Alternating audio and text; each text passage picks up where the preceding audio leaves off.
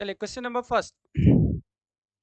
Question number first था आपके पास, संज्ञाओं के साथ आने वाली विभक्ति को क्या कहा जाता है? क्या कहा जाता है? विशलिष्ट। ठीक है, इसका जो सही आंसर होगा वो होगा विशलिष्ट। ठीक है, आपको याद रखना है विशलिष्ट। जैसे मैंने संज्ञा संज्ञा के साथ जैसे मैंने लिखा, राम ने खाना खाया। ठीक है, राम ने खाना खाया। अब राम क्या है? संज्ञा है। इसके साथ जो विभक्ति चिन्ह लगा है ने, ठीक है, इसको क्या कहा जाता है? तो याद रखेंगे विशलिष्ट। संज्ञा के साथ लगने वाली विभक्ति चिन्ह को क्या कहा जाता है? विशलिष्ट कहा जाता है। याद रखना है, क्वेश्चन डायरेक्टली आएगा आपके पास कि संज्ञा के साथ आने वाले विभक्ति चिन्ह को क्या कहा जाता है? विशलिष्ट। तो जो ये राम के साथ संज्ञा लगी है, कुछ भी हो सकता है, जैसे आपका लड़की, लड़कों ने, जैसे लड़कों ने होगा या कुछ भी होगा, लड़कों क्या है? संज्ञा है। कुछ भी संज्ञा हो सकती है, उसके साथ विभक्ति चिन्ह जो भी आएगी उसको कहा जाता है विशलिष्ट। ठीक है, अगर आपके पास आएगा कि सर्वनाम के साथ लगने वाले, इसमें लिखो सर्वनाम के साथ, सर्वनाम के साथ आने वाली विभक्ति चिन्ह के साथ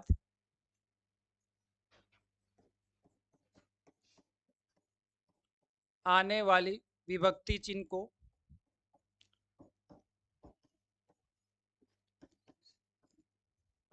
क्या कहा जाता है? संश्लिष्ट कहा जाता है। देखिए सर्वनाम, जैसे मैंने बोला मैं क्या हूं? सर्वनाम।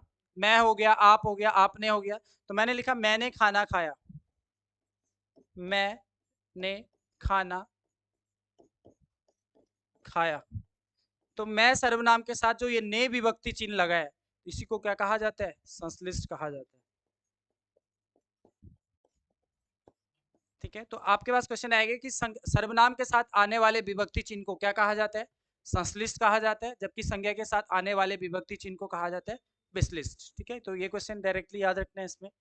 तो आंसर इसका सही क्या होगा? बी। लेकिन सर्वनाम आएगा तो संश्लिष्ट आंसर हो जाएगा। क्वेश्चन नंबर सेकंड है, संबोधन के रूप में महोदय के स्थान पर प्रियश्री या और माननीय किन पत्रों में लिखा जाता है? अर्थशास्त्रीय पत्र। कई बार हो गया, मैंने आपको पूरा फॉर्मेट भी इसका बना के कर रखा है। तो आंसर होगा इसका सीधा अर्थशास्त्री पत्र। नेक्स्ट क्वेश्चन नंबर थर्ड है, स्वरों के उच्चारण में लगने वाले समय को क्या कहते हैं? मात्रा कहते हैं। ठीक है, स्वरों के साथ लगने वाले समय को मात्रा कहा जाता है। इन मात्रा के आधार पर स्वरों को बांटा गया है 3 भागों में। ठीक है, क्वेश्चन आता है कि मात्रा के आधार पर स्वरों को कितने भागों में बांटा गया है? 3। 3 कौन कौन से हैं? तो आपको याद रखना है, पहला ह्रस्व स्वर, दूसरा आता है आपके पास दीर्घ स्वर, और तीसरा याद रखना है आपके पास, तीसरा होगा प्लुत स्वर। मात्रा के आधार पर स्वरों को 3 भागों में बांटा गया है, ह्रस्व स्वर, दीर्घ स्वर और प्लुत स्वर। ह्रस्व ह्रस्व स्वर में आपको याद रखना है, ह्रस्व स्वर मतलब जिनमें केवल एक मात्रा का समय लगता है। ठीक है, जैसे आपका आ हो गया, छोटा अ, छोटा ई, उ और री। ठीक है, तो ह्रस्व स्वर के अंतर्गत आते हैं 4। इनको लिख लेना, इनकी संख्या कितनी होती है? 4। क्वेश्चन ये भी आ सकता है कि ह्रस्व स्वरों की संख्या कितनी होती है? 4 होती है। दीर्घ स्वर में आपको याद रखना है आ, बड़ी ई, उ, इसके अलावा ए हो जाएगा, आई, ओ और आओ। ह्रस्व स्वरों की संख्या कितनी होती है? ये हो जाएंगे 7। ठीक है, तो ह्रस्व स्वर भी 2 भागों में बांटा गया है। इसमें मूल दीर्घ स्वर होता है और ये संयुक्त दीर्घ स्वर। तो मूल दीर्घ स्वरों की संख्या होती है 3। इनमें लिख लेना मूल दीर्घ स्वर। ठीक है, जबकि ये हो जाएंगे संयुक्त दीर्घ स्वर। संयुक्त इसलिए बोला जाता है क्योंकि ये 2 स्वरों के मेल से बने। जैसे आपका ए बना है, आपको पता है अ प्लस ई से मिलके क्या बना है? ए बना है। आई को अगर देखेंगे तो अ प्लस ए से मिलके मतलब संयुक्त हो रहा है। ठीक है, इसी तरह से अ प्लस उ से मिलके ओ बनता है, और अ प्लस औ से मिलके क्या बनता है? औ से मिलके आओ बनता है। तो इसलिए इनको संयुक्त कहा जाता है। क्वेश्चन पेपर में आया था ना अभी रिसेंटली कुछ टाइम पहले कि निम्न में से कौन सा संयुक्त स्वर है? ठीक है, तो ए दिया था उसमें, तो संयुक्त मतलब 2 स्वरों के मेल से बना हुआ है। ठीक है, प्लुप्त स्वर आपको याद रखना है, प्लुप्त स्वर जिनमें 2 से अधिक मात्रा का समय लगता है। जैसे आपका हो गया, जैसे हम करते हैं ना राम बोलते हैं, तो इनका उच्चारण किया जाता है नाटकों और संवादों में। नाटकों व संवादों में प्रयोग किया जाता है। क्वेश्चन आएगा डायरेक्ट कि पुल्लिंग स्वर का प्रयोग किसमें किया जाता है? नाटकों और संवादों में किया जाता है। ठीक है, बेसिक है ये, कई बार आप लोगों ने पढ़ा भी होगा, लेकिन याद रखना है, ये क्वेश्चन यहीं से बनते हैं। ठीक है, तो ये याद रखना है, ह्रस्व स्वर, पुल्लिंग स्वर और दीर्घ स्वर। ठीक है, क्वेश्चन नंबर 4 है, निम्नलिखित में से कौन कमल का पर्यायवाची नहीं है? इनमें से कौन सा नहीं है? जलद नहीं होगा। ठीक है, जलद किसका होता है? बादल का। जलद आपको याद रखना है बादल का होता है, जबकि जलज होता है कमल का। जलज अगर होता तो आंसर होता कमल, जलज कमल होता। जल मतलब जल, ज मतलब जन्मा, जल में जन्मा यानी कि कमल। ठीक है, इसके अलावा कमल के और कौन कौन से पर्यायवाची होते हैं याद रखना है आपको। एक तो पुंडरीक, लिख लेना, पुंडरीक, इंदिवर, इंदिवर, सरोज, ठीक है, तामरस हो गया, तामरस। ठीक है, तामरस भी होता है, सतदल होता है, पिछली बार लिखाया था सतदल भी किसका होता है? कमल। ठीक है, इसके अलावा अंबुज, जलज, पंकज, सरोज, ठीक है, ये सब किसके होते हैं? कमल के पर्यायवाची होते हैं। बाकी आपको दिया है, ठीक है, अंबु भी कमल का, ये तो है ही। ठीक है, नेक्स्ट क्वेश्चन देख लेते हैं, क्वेश्चन नंबर 5। क्वेश्चन नंबर 5 है, पीपर पात सरिस मन डोला में उपमेय है, कौन सा होगा इसमें? उपमेय होगा इसमें मन। ठीक है, जैसे कि आपको बताया था मैंने कि पीपल पात सरस मन डोला उपमेय अलंकार है। ठीक है, उपमेय अलंकार में कितने अंग होते हैं? 4 अंग पढ़े होंगे, इसके 4 अंग होते हैं। एक आपको याद रखना है, एक होता है उपमान, दूसरा होता है उपमेय, तीसरा आपको याद रखना है वाचक शब्द, वाचक शब्द, और चौथा याद रखना है इसमें साधारण गुणधर्म।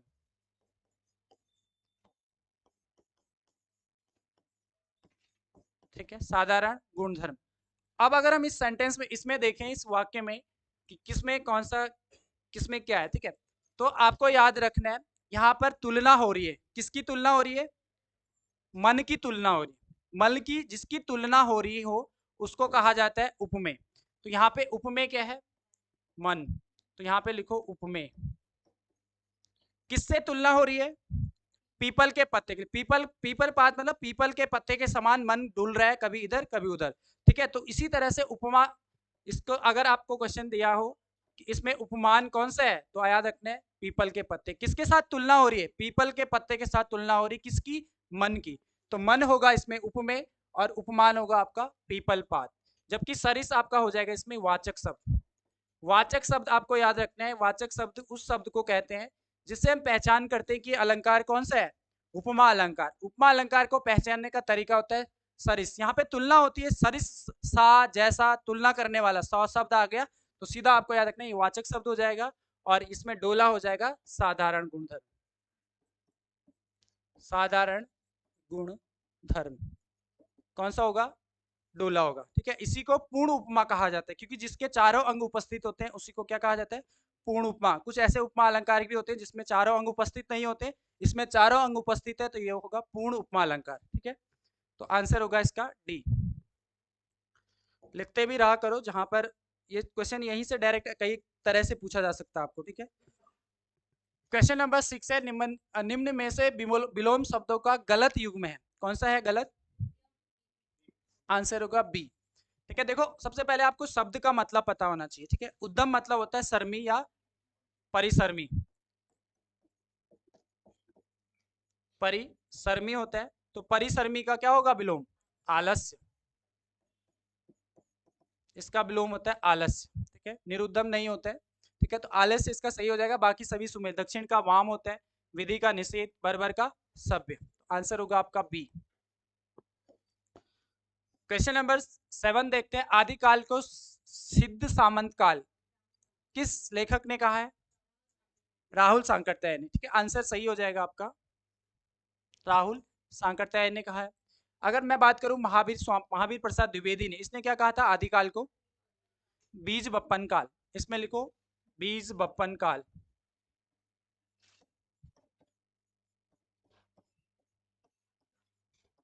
आदिकाल को बीज बप्पन काल किसने कहा था? तो महावीर प्रसाद द्विवेदी ने इसको बीज बप्पन काल कहा। ठीक है, जॉर्ज गियर्सन में लिखो चारण काल। इसने क्या कहा? चारण काल। क्वेश्चन आ सकता है कि आदिकाल को चारण काल की संज्ञा किसने दी? जॉर्ज गियर्सन ने दी। ठीक है, रवि राम कुमार वर्मा में लिखो संधिकाल।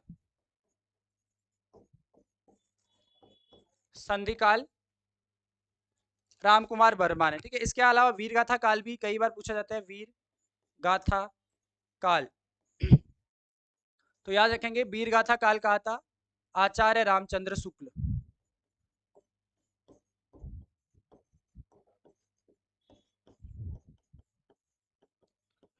ठीक है, आचार्य रामचंद्र शुक्ल ने वीर गाथा काल कहा है किसको? आदिकाल को। ठीक है, अगर आपके पास कभी क्वेश्चन आ जाए कि आदिकाल को आदिकाल को आदिकाल की संज्ञा किसने दी, मतलब आदिकाल की संज्ञा बताओ किसने दी?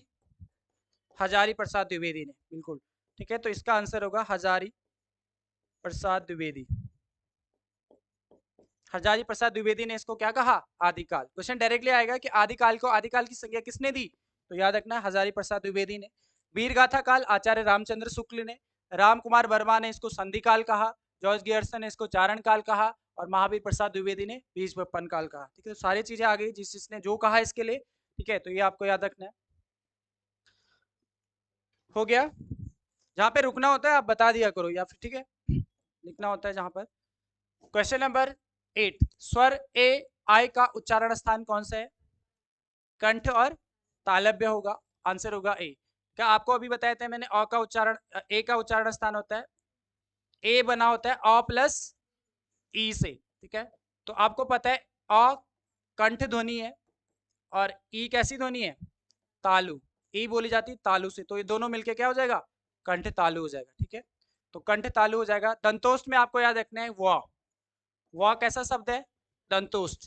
ठीक है, ओष्ट में आपको याद रखना है उ और उ।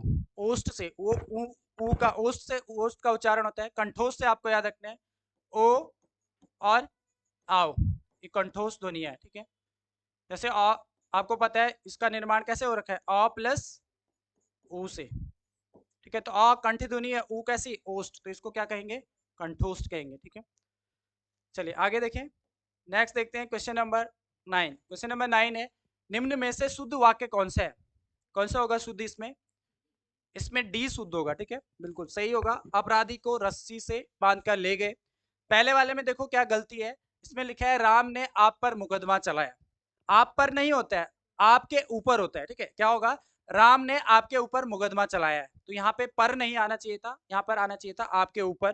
ठीक है, दूसरे में देखो मैंने भगवत गीता पढ़ा, तो ये स्त्रीलिंग होता है, गीता पढ़ी क्या होना चाहिए था? पढ़ा की जगह पढ़ी होना चाहिए था, तो ये भी गलत हो जाएगा। ऑप्शन सी है किसी और दूसरे आदमी को बुलाओ, तो यहाँ पे हम और का प्रयोग नहीं करेंगे, क्योंकि किसी दूसरे आदमी को भेजो एक ही बात है, और का प्रयोग यहाँ पे अनावश्यक हो रखा है, तो ये गलत हो जाएगा, इसलिए आंसर होगा आपका डी। ठीक है, नेक्स्ट देखते हैं क्वेश्चन नंबर 10। क्वेश्चन नंबर 10 है, जखी देखी तवा परात वखी बिताई सारी रात। ठीक है, गढ़वाली कहावतें भी आपके पास आ रही पेपर में, कई बार कुमाऊनी कहावतें पूछी जाती हैं, तो इसका आंसर होगा ऑप्शन ए, अपनी सुविधा अनुसार स्वार्थ सिद्ध करना। ठीक है, सही आंसर क्या होगा? ए होगा। इसमें लिख लो अपने स्वार्थवश दूसरे को मान लेना। इसमें लिखो मुकड़ी देखी टुकड़ी। उसमें लिखो ऑप्शन ए, इसमें लिखो मुकड़ी देखी टुकड़ी। ऑप्शन बी में लिखो मुखड़ी देखी टुकड़ी। ठीक है, तो इसमें टुकड़ी लिखना है, लिख लो। मुखड़ी किसे बोलते हैं गढ़वाली में? चेहरा। हाँ, मुकड़ी देखी टुकड़ी, मतलब इसको इसको भावार्थ समझो, मतलब जैसा आदमी है उस तरह से हम उसके साथ व्यवहार कर रहे हैं। ठीक है, अब मतलब वही हो जाएगा, अपने स्वार्थवश दूसरे को मान लेना। जैसे हमें लगा बड़ा आदमी तो हम उसको रिस्पेक्ट कर रहे हैं, छोटा आदमी तो उसको हम ऐसे ही मान रहे हैं, तो वही मतलब है उसका, मुखड़ी देखी टुकड़ी। ठीक है, तो ये भी आपको याद रखना है। दावत में भाग लेना, ये तो कुछ होगा नहीं। ठीक है, क्वेश्चन नंबर 11, शेखर जोशी की गलता लोहा कहानी का मुख्य विषय क्या था? जातिगत विभाजन था। आंसर होगा ए। ठीक है। इसमें एक पेपर में पूछा गया था कि गलता लोहा का मुख्य पात्र कौन था? मुख्य पात्र इसका मोहन सिंह, लिख लेना। मुख्य पात्र था इसमें मोहन सिंह। पेपर में पूछा गया क्वेश्चन है कि गलता लोहा के मुख्य पात्र कौन थे? तो मोहन सिंह थे। ठीक है, तो आंसर ए हो जाएगा इसका। क्वेश्चन नंबर 12 है, सर्वप्रथम लिपि सुधार समिति का गठन किसने किया था? काका साहब कालेलकर ने 1935 में। इसका आंसर होगा बी 1935। ठीक है, एक पॉइंट लिखना है इसमें। ये वाला क्वेश्चन भी पूछा गया पेपर में, लिखो। उत्तर प्रदेश सरकार ने 31 जुलाई 1947 को उत्तर प्रदेश सरकार ने 31 जुलाई 1947 को आचार्य नरेंद्र देव की अध्यक्षता में नागरी लिपि सुधार समिति का गठन किया। आचार्य नरेंद्र देव की अध्यक्षता में नागरी लिपि सुधार समिति का गठन किया। नागरी लिपि सुधार समिति का गठन किया। ठीक है, क्वेश्चन डायरेक्टली पूछा जा सकता है आपके पास कि उत्तर प्रदेश सरकार ने 31 जुलाई 1947 को किसकी अध्यक्षता में नागरी लिपि सुधार समिति का गठन किया? तो याद रखेंगे आचार्य नरेंद्र देव की अध्यक्षता में। ठीक है,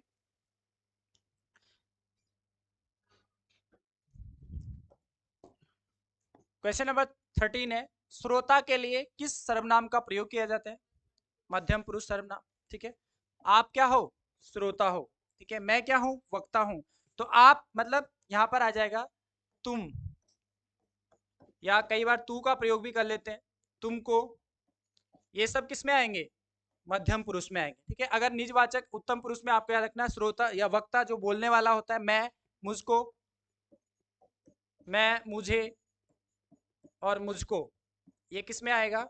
ये होगा उत्तम पुरुष सर्वनाम। ठीक है, अन्य पुरुष सर्वनाम जब हम किसी तीसरे आदमी की बात कर रहे हो, वह, वे, उनको, ठीक है, ये किस में आएंगे? तो याद रखेंगे अन्य पुरुष में। वह, वे, उनको, ये आपके आ जाएंगे अन्य पुरुष सर्वनाम में। ठीक है, चलिए नेक्स्ट देखते हैं। क्वेश्चन नंबर 14 है, केंद्रीय अनुवाद ब्यूरो की स्थापना किस वर्ष की गई थी? 1971 में। आंसर होगा ए 1971 में। 1961 में भी आपको कुछ लिखाया था मैंने पिछली बार। 1961 में लिखो। 1961 में लिखो, वैज्ञानिक तथा तकनीकी भाषा शब्दावली। वैज्ञानिक तथा तकनीकी भाषा शब्दावली का गठन किया गया था 1961 में। ठीक है, वैज्ञानिक तथा तकनीकी भाषा शब्दावली।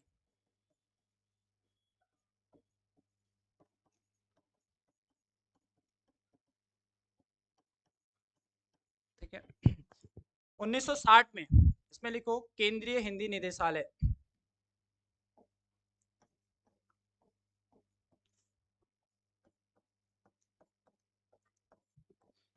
केंद्रीय हिंदी निदेशालय का गठन। ठीक है, 1975 में लिखो नागरी लिपि परिषद। नागरी लिपि परिषद कब का है? 1975 का। ठीक है, एक है नागरी प्रचारणी सभा। नागरी प्रचारणी सभा, ये कब की है? 1893। इसमें लिखना 1893। तो नागरी लिपि परिषद 1975, नागरी प्रचारणी सभा का गठन किया गया था 1893 में। ठीक है, हो गया। ठीक है, क्वेश्चन नंबर 15 है, अभ्यास का विशेषण रूप है, क्या होगा? अभ्यासिक या अभ्यासी? अभ्यासी होगा। ठीक है, आंसर होगा सी। अभ्यास का विशेषण बनता है अभ्यासी, सी आंसर होगा। ठीक है, क्वेश्चन नंबर 16 है, तीन मेघ करना मुहावरे का अर्थ है। तीन मेघ करना, व्यर्थ कर्म, व्यर्थ तर्क करना। आंसर होगा बी। 3 में करना, व्यर्थ तर्क करना। Answer B. क्वेश्चन नंबर 17 है, संविधान के अनुच्छेद 344 के अनुपालन में भारत में राष्ट्रपति ने राजभाषा आयोग का गठन किया था। 1955। डेट क्या थी? तो याद रखेंगे 7 जून। 7 जून 1955 को याद रखेंगे बीजी खरे की अध्यक्षता में। कई बार इसका पूरा नाम दे देता है बाल गंगाधर, इसका पूरा नाम बाला साहेब गंगाधर खरे, इसका पूरा नाम है। ठीक है, तो इसकी अध्यक्षता में 7 जून 1955 को याद रखेंगे राजभाषा आयोग का गठन किया गया था। एक ये क्वेश्चन भी पूछा गया था 1963 में, इसमें लिखो प्रथम राजभाषा अधिनियम।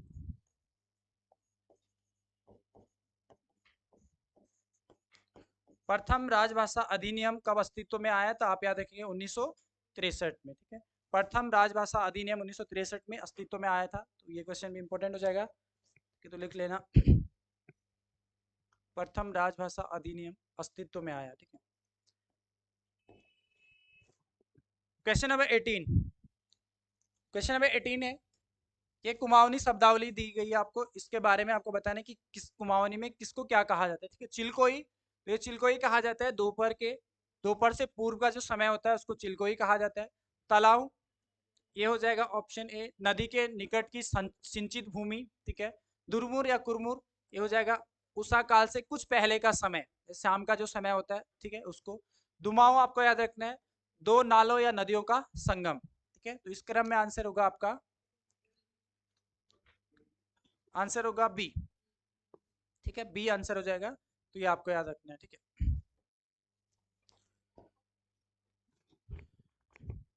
नेक्स्ट क्वेश्चन नंबर 19 है, आलोक पर्व किसकी रचना है?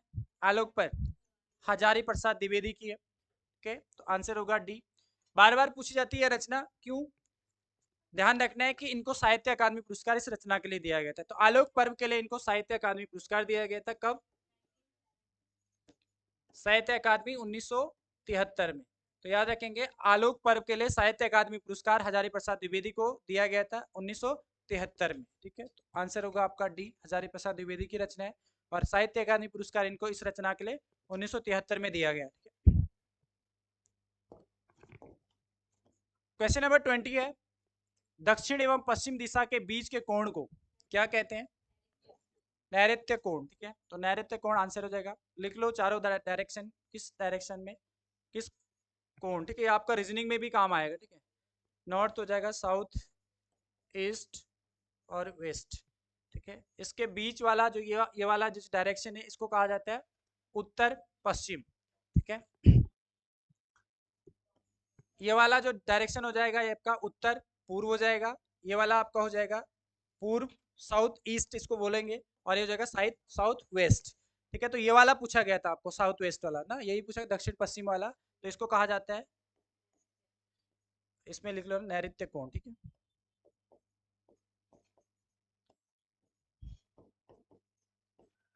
ठीक है, अगर ये वाले बात करूं मैं तो ये वाला कोण ये कहलाता वायव्य कोण, ये हो जाएगा उत्तर पश्चिम वाला वायव्य कोण। ठीक है, ये वाला आपको याद रखना है, इसको ईशान कोण कहा जाता है, ईशान कोण। उत्तर पूर्व वाला, ठीक है, उत्तर पूर्व वाले डायरेक्शन के उत्तर पूर्व के बीच के कोण दिशा को क्या कहा जाता है? ईशान कोण कहा जाता है। यहाँ पर आपको याद रखना है, इसको कहा जाएगा आग्नेय कोण।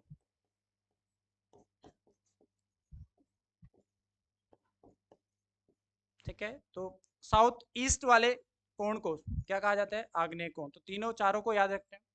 ठीक है, ठीक है, क्वेश्चन नंबर 21 आ जाओ। क्वेश्चन नंबर 21 है जीएस का, नील आंदोलन को बंगाल के किस एक बुद्धिजीवी का व्यापक सहयोग एवं समर्थन मिला था? किसका मिला था? हरिश्चंद्र मुखर्जी का। आंसर होगा ए, हरिश्चंद्र मुखर्जी ने एक पत्रिका निकाली थी हिंदू पैट्रियाट। ठीक है, आपने सुना होगा हिंदू पैट्रियाट, लिख लेना इसमें, हिंदू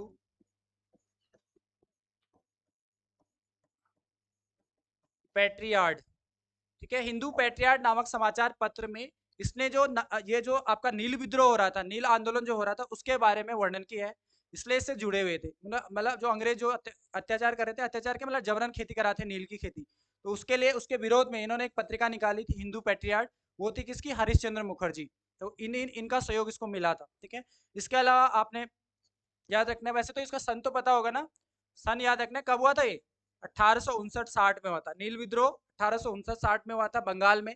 ठीक है, इसके जो प्रमुख लीडर थे वो थे दिगंबर विश्वास। दो भाई थे ना, दिगंबर विश्वास और दूसरा कौन था? विष्णु विश्वास। दिगंबर विश्वास और विष्णु विश्वास द्वारा इसका नेतृत्व किया गया। ठीक है, नेतृत्वकर्ता कौन थे? दिगंबर विश्वास और विष्णु विश्वास थे। 1859-60 में आंदोलन हुआ था। ठीक है, इसके अलावा आपने एक नाटक लिखा था, नील दर्पण। किसने लिखा था?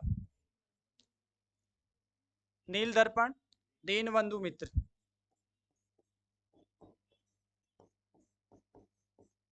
ठीक है, तो नील दर्पण के लेखक दीनबंधु मित्र थे। इस ये भी किससे संबंधित था? 1859 में जो नील विद्रोह हुआ था उससे संबंधित था। ठीक है,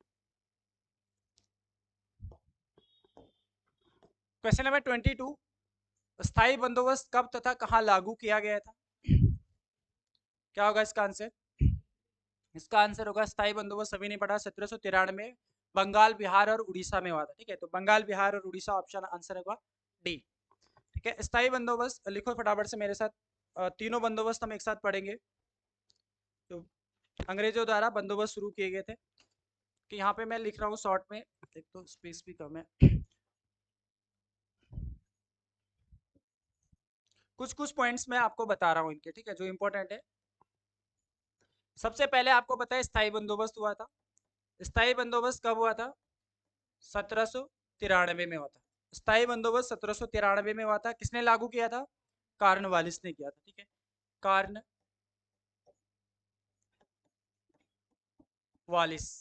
स्थायी बंदोबस्त के जनक, या स्थायी बंदोबस्त शुरू किया था कॉर्नवालिस ने। ठीक है, कॉर्नवालिस के द्वारा 1793 में। याद रखना है इसके मुख्य बिंदु क्या क्या है। सबसे पहले तो आपको याद रखना है कितने परसेंट भाग पे लागू थी ये व्यवस्था? 19% भाग पे। तो यहाँ पे लिखेंगे 19% भाग पर। मुख्य बिंदु लिखना है इसमें ऊपर, मुख्य बिंदु। ठीक है, तो मुख्य बिंदु इसके 19% भूभाग पे व्यवस्था लागू थी, बंगाल, बिहार और उड़ीसा में। ठीक है, इसके अलावा याद रखना है इसको 3 नाम से जाना गया। एक आपको याद रखना है सूर्यास्त कानून, इसके अलावा इसको इस्तमरारी बंदोबस्त, इस्तमरारी बंदोबस्त के नाम से भी जाना जाता है, और इसको जमींदारी बंदोबस्त के नाम से भी जाना जाता है। ठीक है, तो इस्तमरारी बंदोबस्त, जमींदारी बंदोबस्त और सूर्यास्त कानून किसको कहा जाता है? स्थायी बंदोबस्त को कहा जाता है। ठीक है, इसके अलावा इसमें याद रखना है जो ब्रिटिश कंपनी थी, यहाँ पे लिख रहा हूँ, इसमें कर, ब्रिटिश सरकार को कितना कर दिया जाता था, या कितना कर वसूलती थी ब्रिटिश सरकार? 10/11 को यहाँ पे लिख लेना, ब्रिटिश सरकार, ब्रिटिश सरकार जो कर वसूलती थी वो कितना वसूलती थी? 10/11। ठीक है, 10/11 ब्रिटिश सरकार वसूलती थी। बचा हुआ भाग 1/10 जमींदार, जो जमींदार थे ना, जमींदारों को नियुक्त किया गया था कर वसूलने के लिए, तो उनको दिया जाता था। किसको? जमींदारों को दिया जाता था। इसमें याद रखना है 1/11। बचा हुआ जो भाग था 10/11, यानी कि 90% के आसपास किसको दिया जाता था कर? ब्रिटिश सरकार को। बचा हुआ जो 10% था वो जमींदारों के लिए था। स्थायी बंदोबस्त में याद रखना है। उसके बाद आता है रैयतवाड़ी बंदोबस्त। रैयतवाड़ी बंदोबस्त कब हुआ था? इसमें याद रखना है 1792। ठीक है, इस दो थे वैसे। रैयतवाड़ी बंदोबस्त में दो चीजें लिखनी है आपको। रैयतवाड़ी बंदोबस्त 1792 में कर्नल रीड ने शुरू करी थी। इसमें लिखना 1792 में कर्नल रीड। उसके बाद इसके साथ एक और व्यक्ति जुड़े थे, कौन? Thomas Munro. टॉमस मुनरो ने व्यवस्था कब करी थी? तो इसमें लिखना 1820, हाँ 20 याद रखेंगे, 1820 में टॉमस मुनरो। ठीक है, तो यहां पर याद रखना है रैयतवाड़ी बंदोबस्त 1792 में कर्नल रीड ने, और 1820 में टॉमस मुनरो ने यह व्यवस्था लागू की थी। ये कहां कहां पर लागू थी? तो उसमें लिखो, इसका भाग लिखो, मद्रास, असम और मुंबई।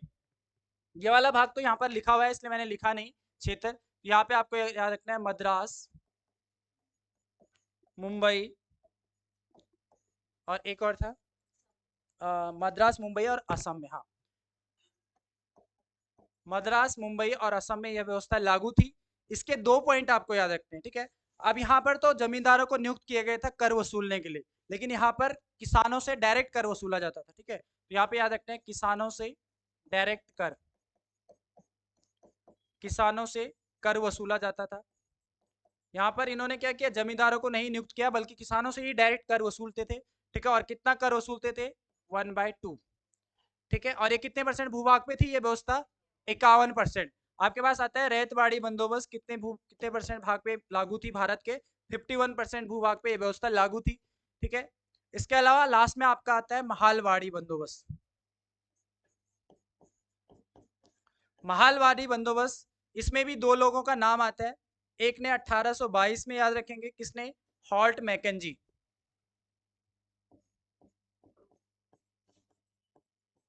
हॉल्ट मैकेंजी ने महालवाड़ी बंदोबस्त 1822 में, जबकि 1823 में मार्टिन बर्ड, सॉरी, हाँ मार्टिन बर्ड, ठीक है, मार्टिन बर्ड। क्वेश्चन ये भी आता है कि उत्तर भारत से दक्षिण भारत में महालवाड़ी बंदोबस्त को कौन लेके गया था, मार्टिन बर्ड लेके गया था 1833 में। ठीक है, ये कहाँ कहाँ पर ये व्यवस्था लागू थी, तो ये आपका ये वाला जो पश्चिम वाला भाग था, पंजाब, मध्य प्रांत और यूपी, इसमें लिखना पंजाब, मध्य प्रांत बोले या मध्य प्रदेश बोले, मध्य प्रांत लिख लो, मध्य प्रांत और पश्चिमी यूपी में यह व्यवस्था लागू थी। ठीक है, वैसे भी ज्योग्राफिकल अगर हम देखेंगे तो ये वाली व्यवस्था जो थी ये बंगाल, उड़ीसा और बिहार में थी, यानी कि दक्षिण और पूर्व में ये वाली व्यवस्था दक्षिण पूर्व में थी। ठीक है, और ये वाली अगर हम देखेंगे तो ये था पश्चिम, और ये हो जाएगा आपका पश्चिम और पूर्व, पश्चिम और पूर्व वाले क्षेत्र में। और ये वाली आप देखेंगे तो ये उत्तर भारत में थी, उत्तर भारत उत्तर पूर्व में थी। ठीक है, और ये कितने परसेंट भाग पे थी, बचा हुआ परसेंट था 30%। ये था ना, यहाँ पर 19% था, 51%। ठीक है, कितना हो गया 70%, और ये बचा हुआ 30% भाग पे कौन सी व्यवस्था थी, महालवाड़ी बंदोबस्त। ठीक है, और इसमें याद रखना है, इसमें जो महाल मतलब होता था गांव, महाल मतलब क्या होता था, गांव। तो इसमें पूरे गांव क्या करता था, एक साथ टैक्स इकट्ठा करता था, पूरी लगान को एक साथ इकट्ठा करता था, और पूरे गांव वाले, तो इसमें ना गांव वाले कर इकट्ठा करते थे, कर इकट्ठा करते थे, और फिर एक साथ इकट्ठा करके फिर राजा को देते थे। ठीक है, और इसमें आपको याद रखना है, पहले इसमें 2/3 टैक्स वसूला जाता था, और बाद में इसको कितना कर दिया गया था, 1/2, क्योंकि 2/3 तो बहुत ज्यादा होता है, लगभग 66% हो रहा था, तो इतना न करके बाद में इसको भी कितना कर दिया गया था, 1/2। ठीक है, दोबारा से रिविजन करते हैं फटाफट से। ठीक है, सबसे पहले स्थायी बंदोबस्त 1793 में लागू हुई थी, किसने शुरू करी थी, कार्नवालिस ने। कितने परसेंट भाग पे, 19% भाग पे। इसको 3 नाम से जाना जाता है, सूर्यास्त कानून, इस्तमरारी बंदोबस्त और जमींदारी बंदोबस्त। इसमें अंग्रेजों को कर दिया जाता था कितना, 10/11, जबकि बचा हुआ 1/11 जमींदारों के लिए था।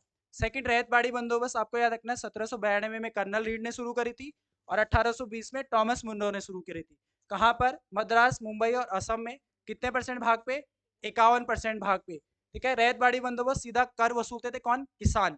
ठीक है, और कितना कर वसूलते थे, 1/2। लास्ट आपके पास महालवाड़ी बंदोबस्त है, 1822 में हॉल्ट मैकेंजी ने शुरू किया था। ठीक है, और 1833 में मार्टिन बर्ड ने। ठीक है, ये पंजाब, मध्य प्रांत और यूपी, पश्चिमी यूपी में थी, 30% भाग में। और इसमें महाल मतलब होता है गांव, पूरा गांव इकट्ठा करता था टैक्स को, और उसके बाद इकट्ठा करके ब्रिटिश सरकार को देता था। पहले ये था 2/3, बाद में ये कितना हो गया था, 1/2। यहाँ से एक क्वेश्चन तो हर एक दूसरे तीसरे पेपर में आपको देखने को मिलता है, गलत नहीं होना चाहिए, ये बहुत इंपॉर्टेंट है, याद रखना है इसको। ठीक है, चलिए नेक्स्ट देखते हैं।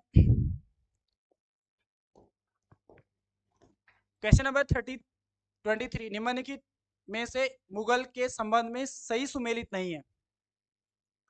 कौन सा सुमेलित नहीं है इसमें, सभी सही सुमेलित है इसमें। ठीक है, आंसर होगा डी। ठीक है, देखो ये जो देसाई, इसको राजस्व अधिकारी या अमल गुजार भी कहा जाता था, अमल गुजार या अमल गुजारी भी कहा जाता था, या फिर इसको देसाई भी कहा जाता था। ठीक है, ये जो दाम था, मुगल काल में दाम किसने चलाया था, अकबर ने। अकबर ने था या बाबर ने था, एक मिनट लिख लेना इसमें, हाँ अकबर द्वारा। ठीक है, अकबर द्वारा चलाया गया था तांबे का दाम, तांबे का था ना दाम, ये लिखा है तांबे का दाम, ये किसने चलाया था, अकबर ने। इसके अलावा इसने एक सिक्का चलाया था जलाली। ठीक है, वो चांदी का था, चांदी का चौकोर सिक्का, इसमें लिख लेना अकबर द्वारा चांदी का चौकोर सिक्का।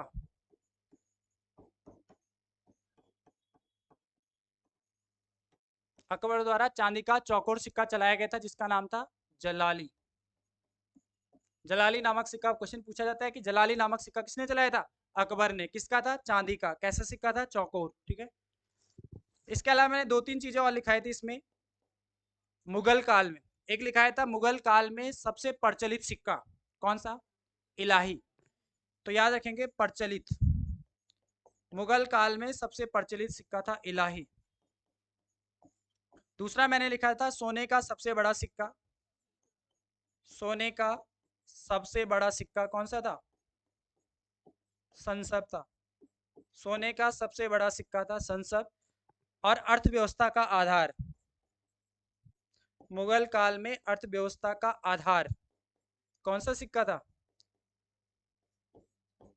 चांदी का रुपया। यहाँ पे लिखना चांदी का रुपया। ठीक है। तीनों ही क्वेश्चन कई बार पेपर में रिपीट हो चुके हैं कि ये मुगल काल में सबसे प्रचलित सिक्का था इलाई, सोने का सबसे बड़ा सिक्का था संसद, और अर्थव्यवस्था का आधार किस सिक्के को माना जाता था? चांदी का रुपया। या फिर दैनिक लेन देन में प्रयोग किया जाने वाला सिक्का कौन सा था?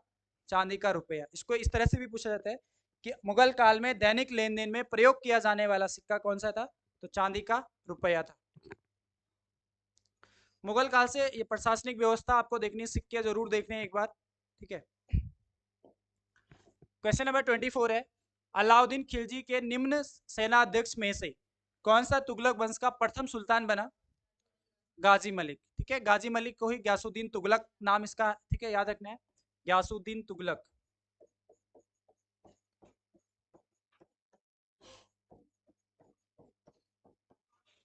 तो ग्यासुद्दीन तुगलक या गाजी मलिक के नाम से जाना जाता है। ठीक है। इन्हीं के द्वारा किया गया था। ठीक है। 25 है, निम्नलिखित में से कौन सा जहांगीर के आत्मकथात्मक लेख तुजु के जहांगीरी का दूसरा नाम नहीं है? मतलब एक, बाकी सारे नाम है, एक इसमें नहीं है। तो आंसर होगा इबादत ए जहांगीरी। ठीक है। तो आंसर होगा डी, इबादत ए जहांगीरी। पिछली क्लास में आपको दो तीन चीजें लिखाई थी मैंने, सल्तनत काल की प्रथम पुस्तकें, कुछ बुक्स लिखाई थी मैंने। बताओ तुजुक ए, लिखो तुजुक ए अकबरी के लेखक कौन थे? फटाफट बताओ। आपको याद भी करा रहा हूं दोबारा, वो जो अभी लिखा था, क्या नाम था? निजामुद्दीन अहमद। निजामुद्दीन अहमद।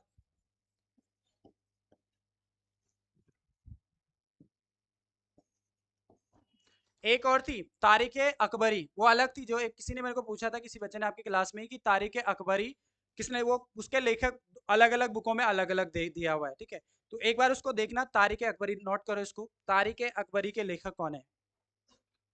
तारीख अकबरी, वो तारीख अकबरी है। ठीक है।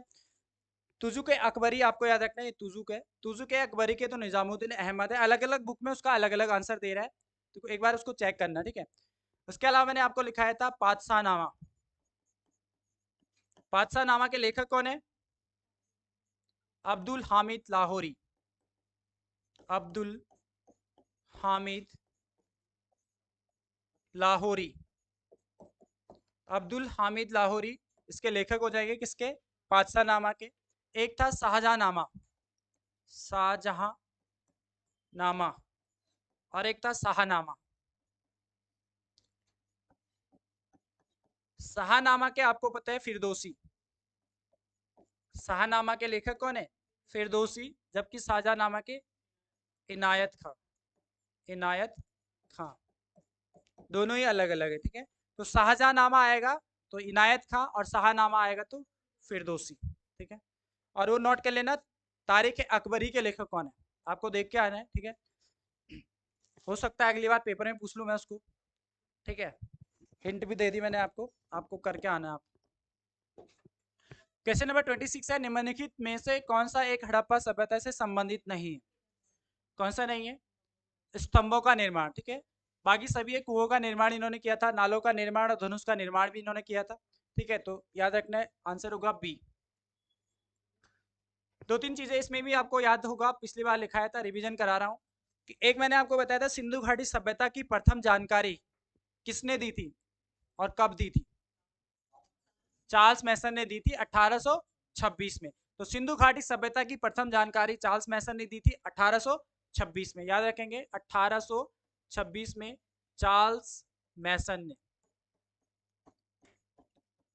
दूसरा मैंने आपको बताया था कि अगर क्वेश्चन इस तरह से आएगा कि हड़प्पा सभ्यता का उत्खनन किसके नेतृत्व में किया गया था? जॉन मार्शल के नेतृत्व में किया गया था। किसने किया था? दयाराम साहनी ने। ठीक है, हड़प्पा सभ्यता का उत्खनन करता कौन थे? दयाराम साहनी, 1921 में। ठीक है, किस नदी के किनारे था हड़प्पा सभ्यता? हड़प्पा सभ्यता सिंधु नदी के किनारे। ठीक है, हड़प्पा सभ्यता सिंधु नदी के किनारे था, यही भी याद रखना है। दूसरा मैंने आपको बताया था इसमें नगर व्यवस्था। इनकी जो नगर व्यवस्था थी कितने भागों में विभक्त थी? दो भाग। क्वेश्चन ये पूछा जा रहा है आजकल इस तरह के, थोड़ा सा उसकी व्यवस्था, नगर व्यवस्था।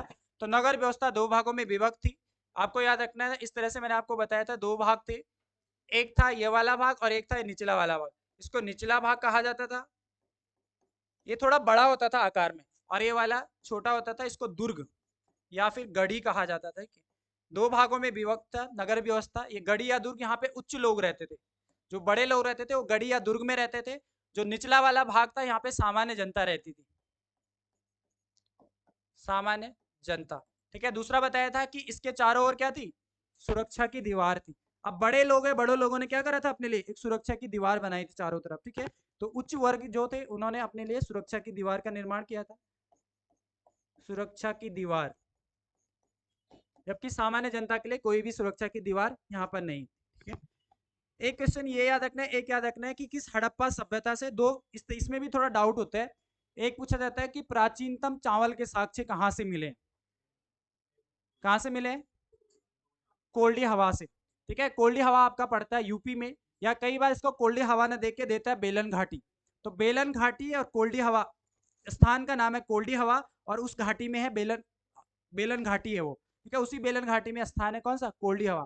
तो अगर आपके पास क्वेश्चन आएगा कि भारत में प्राचीनतम चावल के साक्ष्य कहाँ से मिले, तो आपको करना है कोल्डी हवा या फिर बेलन घाटी। लेकिन अगर इस तरह से क्वेश्चन आएगा कि सिंधु घाटी सभ्यता में चावल के प्रथम साक्ष्य मिले हैं, तो वो कहाँ से मिले हैं? लोथल से। सिंधु घाटी सभ्यता में चावल के प्रथम साक्ष्य मिले हैं लोथल से। जबकि क्वेश्चन आएगा कि भारत में प्राचीनतम चावल के साक्ष्य कहाँ से मिले, तो कोल्डी हवा या फिर बेलन घाटी। ठीक है, और ये कोल्डी हवा और बेलन घाटी यूपी में पड़ता है आपका। ठीक है, या कई बार भारत में बोलते हैं, भारत की बात हो रही है। ठीक है, भारत के बाहरी, भारत उपमहाद्वीप में चावल के साक्ष्य सबसे पहले मिले यूपी के कोल्डी हवा या फिर बेलन घाटी में। ठीक है, चलो बाकी अगले अगले उसमें लिखा हुआ। ठीक है, क्वेश्चन नंबर 27 है, राज्याभिषेक समारोह का विवरण निम्नलिखित में से किसमें किया गया है? ऐत्रेय ब्राह्मण ग्रंथ में। आंसर होगा आपका बी। इसको कठोर उपनिषद करना और इसमें लिखो नचिकेता यम का संवाद। आता है ना आपके पास कई बार, नचिकेता यम संवाद।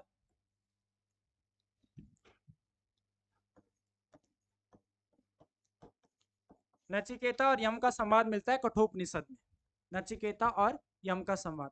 एक आता है आपके पास गार्गी, याज्ञवल्क्य, याज्ञवल्क्य और गार्गी संवाद। बताओ किसमें मिलता है? ये मिलता है बृहदारण्य उपनिषद।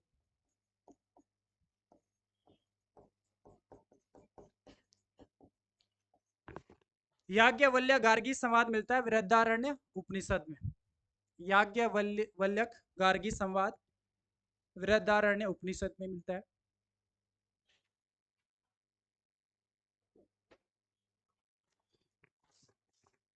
लिंग पूजा का प्रथम उल्लेख कहां से मिलता है? लिंग पूजा का प्रथम उल्लेख,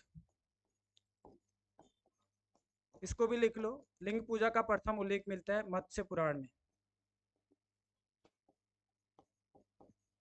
ठीक है, और कई बार इसी को क्वेश्चन भी आता है कि सबसे प्राचीन पुराण मत्स्य पुराण। ठीक है, सबसे प्राचीन पुराण भी कौन सा है? मत्स्य पुराण है, सबसे प्राचीन पुराण हो जाएगा मत्स्य पुराण, ठीक है। और लिंग पूजा का प्रथम उल्लेख भी किसमें मिलता है? मत्स्य पुराण में मिलता है, तो ये भी आपको याद रखना है। देवकी नंदन, देवकी पुत्र, देवकी पुत्र कृष्ण का वर्णन छांदोग्य उपनिषद में, छांद छांदोग्य उपनिषद, छांदोग्योपनिषद में लिख लो देवकी पुत्र कृष्ण का वर्णन, देवकी पुत्र कृष्ण का वर्णन।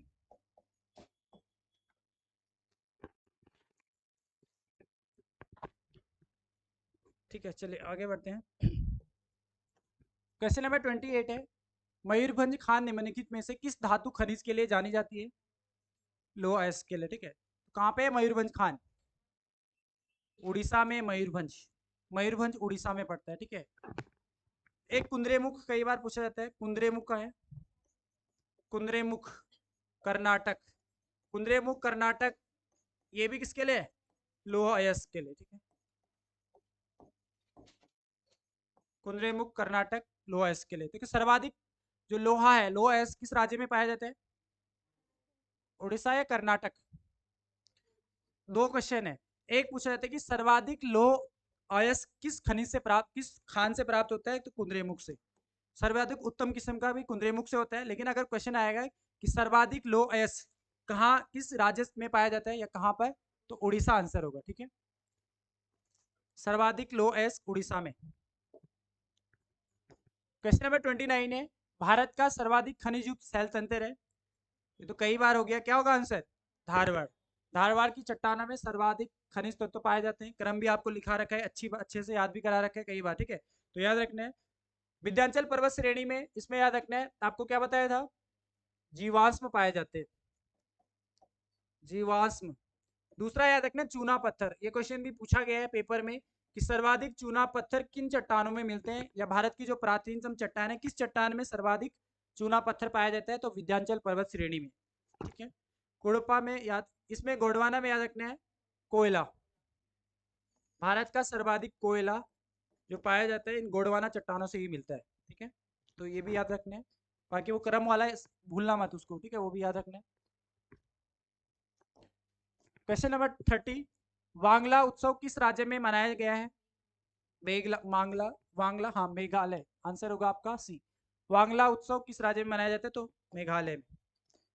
क्वेश्चन नंबर 31 है, अश्व अक्षांश कहा जाता है उपोषण उच्च दाब पेटी को, आंसर होगा आपका सी, ठीक है। इसको भी देख लो थोड़ा सा, ये सपोज आपका भूमध्य रेखा, थोड़ा सा गलत, वैसे ही मैं आइडिया दे रहा हूँ बस आपको, सेंटर सेंटर रहने दो, ठीक है। ये हो जाएगा आपका 0 डिग्री इक्वेटर, जिसको कहा जाता है 0 डिग्री भूमध्य रेखा, ठीक है। तो आपने पढ़ा होगा, देख लो इसको,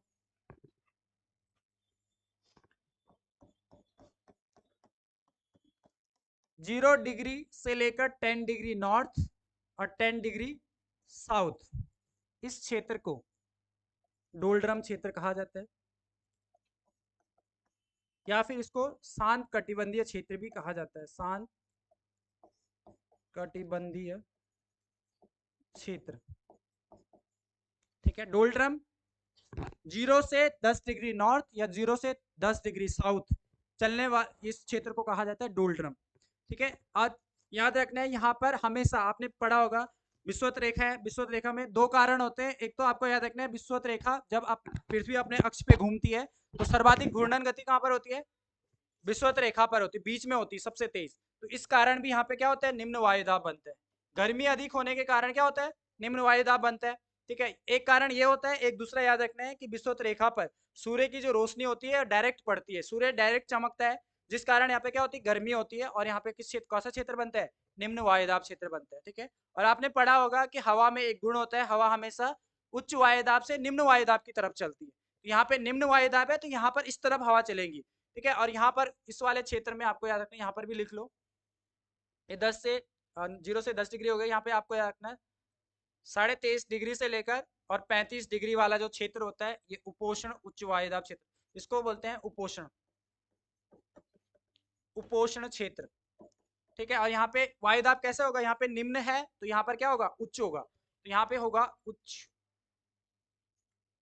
प्रेशर हाई होगा, हाँ उच्च वायुदाब होगा, उच्च वायुदाब यहाँ पे निम्न वायुदाब। ठीक है, फिर यहाँ से याद रखना है, थोड़ा सा ऊपर चलेंगे तो यहाँ पे आपका 45 डिग्री से लेकर 66.5 डिग्री यहाँ पर निम्न होगा, फिर अल्टरनेट चलता है, निम्न उच्च। ठीक है, फिर ऊपर जाएंगे तो ये आपका पोल है, यानी कि ध्रुव। यहाँ पर हमेशा ध्रुव क्या होते हैं, ठंडे होते हैं। जब ठंडे होते हैं तो हवा हवा क्या होती है, ठंडी होती है, गर्म नहीं हो पाती। जब गर्म नहीं हो पाती तो ऊपर नहीं उठ पाती, वहीं पे रहती है। तो इस कारण यहाँ पे क्या होता है, सबसे उच्च वायुदाब होता है। जहाँ पे ठंड होगी वहाँ पे वायुदाब कैसे होगा, उच्च होगा। जहाँ पे गर्मी होगी वहाँ पे क्या होगा, निम्न वायुदाब होगा। ठीक है, तो ये इसका जो ये होता है 80 डिग्री से 90 डिग्री। ठीक है, यही चीज जो मैंने यहाँ पे दिया है ये इस तरफ भी चलता है। ठीक है, नीचे की तरफ आएंगे तो साउथ में भी जस्ट ये दे रखा है, फिर 23.5 से 35 डिग्री उपोष्ण क्षेत्र हो जाएगा।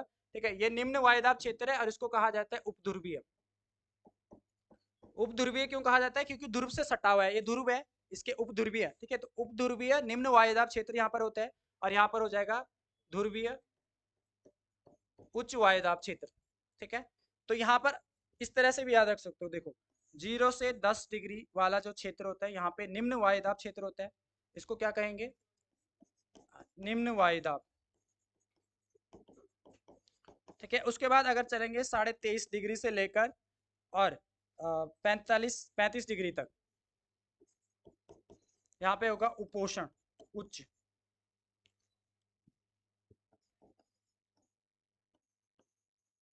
उपोषण उच्च वायुदाब।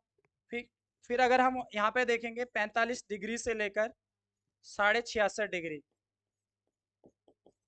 यहाँ पर क्या होगा, यहाँ पर उपध्रुवीय निम्न वायुदाब होगा।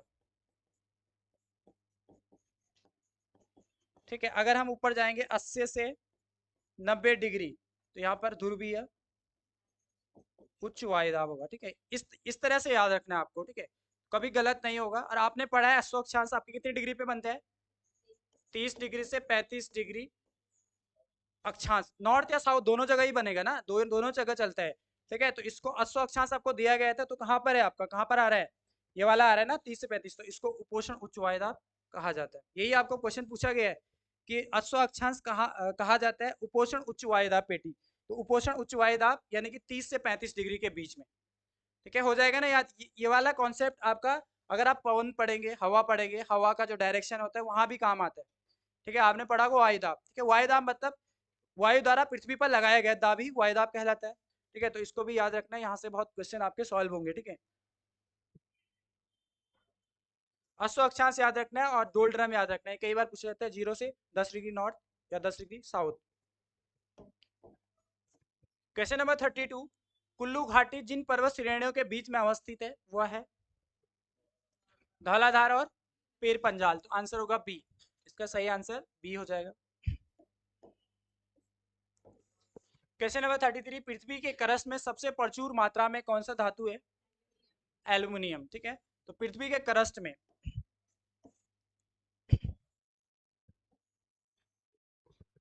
याद पढ़ा होगा आपने सियाल सीमा और निफे। सियाल मतलब सिलिका प्लस एल्युमिनियम। ठीक है, सीमा मतलब सिलिका प्लस मैग्नीशियम, निफे मतलब निकिल प्लस फेरस, फेरस यानी कि आयरन। ठीक है, तो यहाँ पर सर्वाधिक मात्रा में आपको एल्युमिनियम मिलेगा, एल्यूमिनियम। यहाँ पर सर्वाधिक मात्रा में मैग्नीशियम मिलता है। मेंटल में अगर आपके क्वेश्चन आएगा कि मेंटल में सर्वाधिक मात्रा में पाए जाने वाला तत्व तो मैग्नीशियम। ठीक है, तो यहाँ पे आपका मैग्नीशियम होगा। और यहाँ पे कौन सा है, आयरन यानी कि लोहा। लोहा कहाँ पर सर्वाधिक होता है, फेरस यानी कि लोहा। ठीक है, तो कोर में होता है। ठीक है, याद रखना है, ये वाला जो क्षेत्र है इसको क्रस्ट कहते हैं, ये वाला मेंटल, और ये हो जाएगा आपका कोर। ठीक है, और ये क्वेश्चन भी बनता है कि सियाल सीमा और निफे में किसके द्वारा बांटा गया था, स्वेस के द्वारा। पृथ्वी के आंतरिक भाग को सियाल सीमा और निफे में किसने बांटा, स्वेस ने। जबकि मेंटल, क्रस्ट, मेंटल और कोर में किसने बांटा था, तो ग्रांट ने। पृथ्वी के आंतरिक भूभाग को क्रस्ट, मेंटल और कोर में बांटा था ग्रांट ने, जबकि सियाल सीमा और निफे में किसने बांटा, स्वेस ने। ठीक है, चलिए क्वेश्चन नंबर 34 है, निम्नलिखित में से किसको पर्ल ऑफ साइबेरिया कहा जाता है? पर्ल ऑफ साइबेरिया कहा जाता है बैकाल झील को। ठीक है, कहाँ पर है बैकाल झील? रूस में। ठीक है, रसिया में स्थित है और विश्व की सबसे गहरी झील, विश्व की सबसे गहरी झील भी कौन सी है? बैकाल झील, जो रसिया में स्थित है। क्वेश्चन नंबर 35, किस चार्टर एक्ट के अंतर्गत भारत में दास प्रथा को अवैध घोषित कर दिया गया था? 1833 आंसर होगा। 1833 का जो चार्टर एक्ट था, इसी के तहत 1843 में 1843 में दास प्रथा का अंत कर दिया गया था एलन ब्रो द्वारा। ठीक है, लिख लेना इसमें, एलन ब्रो। कई क्वेश्चन आता है कई बार, एलन ब्रो द्वारा दास प्रथा का अंत कब किया गया था? 1843 में। ठीक है, इसी 1843 में एक चीज और ऐड कर लेना, 1843 में रविवार की छुट्टी, सबसे रविवार की छुट्टी कब से लागू हुई, कब से शुरू हुई? तो रविवार की छुट्टी 1843 से किसने शुरू करी थी? एलन ब्रो के समय। ठीक है, तो ये भी याद रख सकते हो यहाँ से। बाकी दास प्रथा का अंत 1843 में एलन ब्रो ने किया था। ठीक है, एक्ट पूछेगा तो 1833 का एक्ट। क्वेश्चन नंबर 36 है, भारत में मानवाधिकार संरक्षण अधिनियम कब लागू हुआ? 1993 आंसर होगा डी, मानव अधिकार आयोग 1993। ठीक है,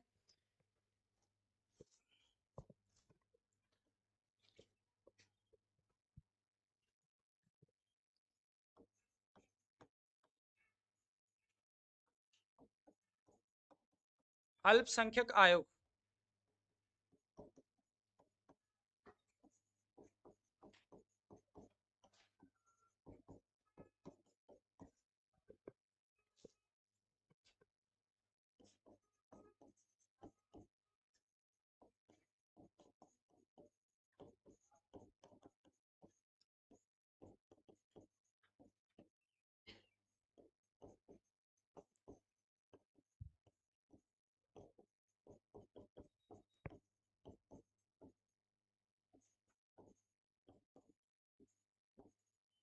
याद रखेंगे मानवाधिकार आयोग और पिछड़ा वर्ग आयोग 1993 का है, जबकि अल्पसंख्यक आयोग और महिला आयोग 1992 का है।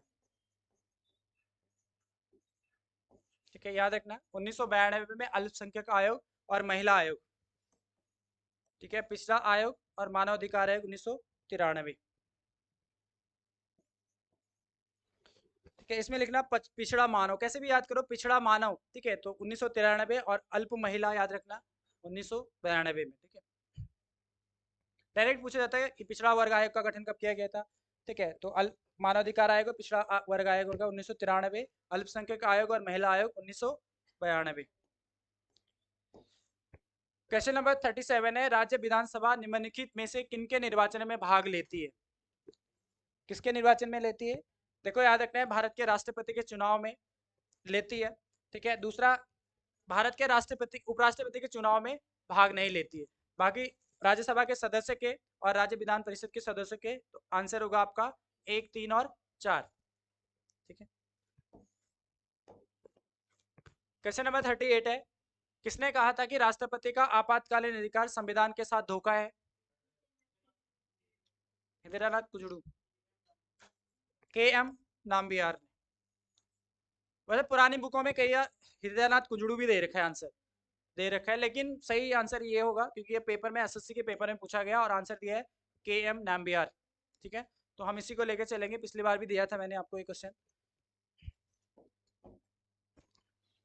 नई बुकों में अब नाम्बियार है। ठीक है, नई वाली बुक, पिछली पुरानी बुक अपडेट नहीं है वो। क्वेश्चन नंबर 39 है, उस रोजगार की स्थिति को क्या कहते हैं जिसमें कृषि श्रमिकों की उत्पादकता शून्य होती है? प्रच्छन्न बेरोजगारी इसको कहते हैं। ठीक है, आपको मैंने अच्छे से बताया था, प्रच्छन्न बेरोजगारी या छुपी हुई बेरोजगारी इसको कहा जाता है। ठीक है, ये देखने को मिलती है कृषि क्षेत्र में। ठीक है, आपने देखा होगा कि चाहे गांव में जैसे खेत में काम करते हैं ना, अगर 10 लोग काम करे चाहे 2 लोग काम करे, उत्पादन तो उतना ही होना है। ठीक है, प्रोडक्शन तो उतना ही होना है। ऐसा नहीं कि हम 10 लोग काम करेंगे तो वहां पे उत्पादन बहुत ज्यादा बढ़ जाएगा, नहीं। तो वहां पर इसीलिए कहा जाता है कि कृषि क्षेत्र में कुछ लोगों की उत्पादकता क्या होती है? शून्य होती है। मतलब कुछ लोग उसमें काम तो कर रहे हैं लेकिन उत्पादन उतना ही हो रहा है, उसी को कहा जाता है प्रच्छन्न बेरोजगारी या छुपी हुई बेरोजगारी। मतलब कुछ लोगों की बेरोजगारी छुपी हुई है। ठीक है। एक आता है आपका चक्रीय बेरोजगारी। चक्रीय बेरोजगारी क्या होती है?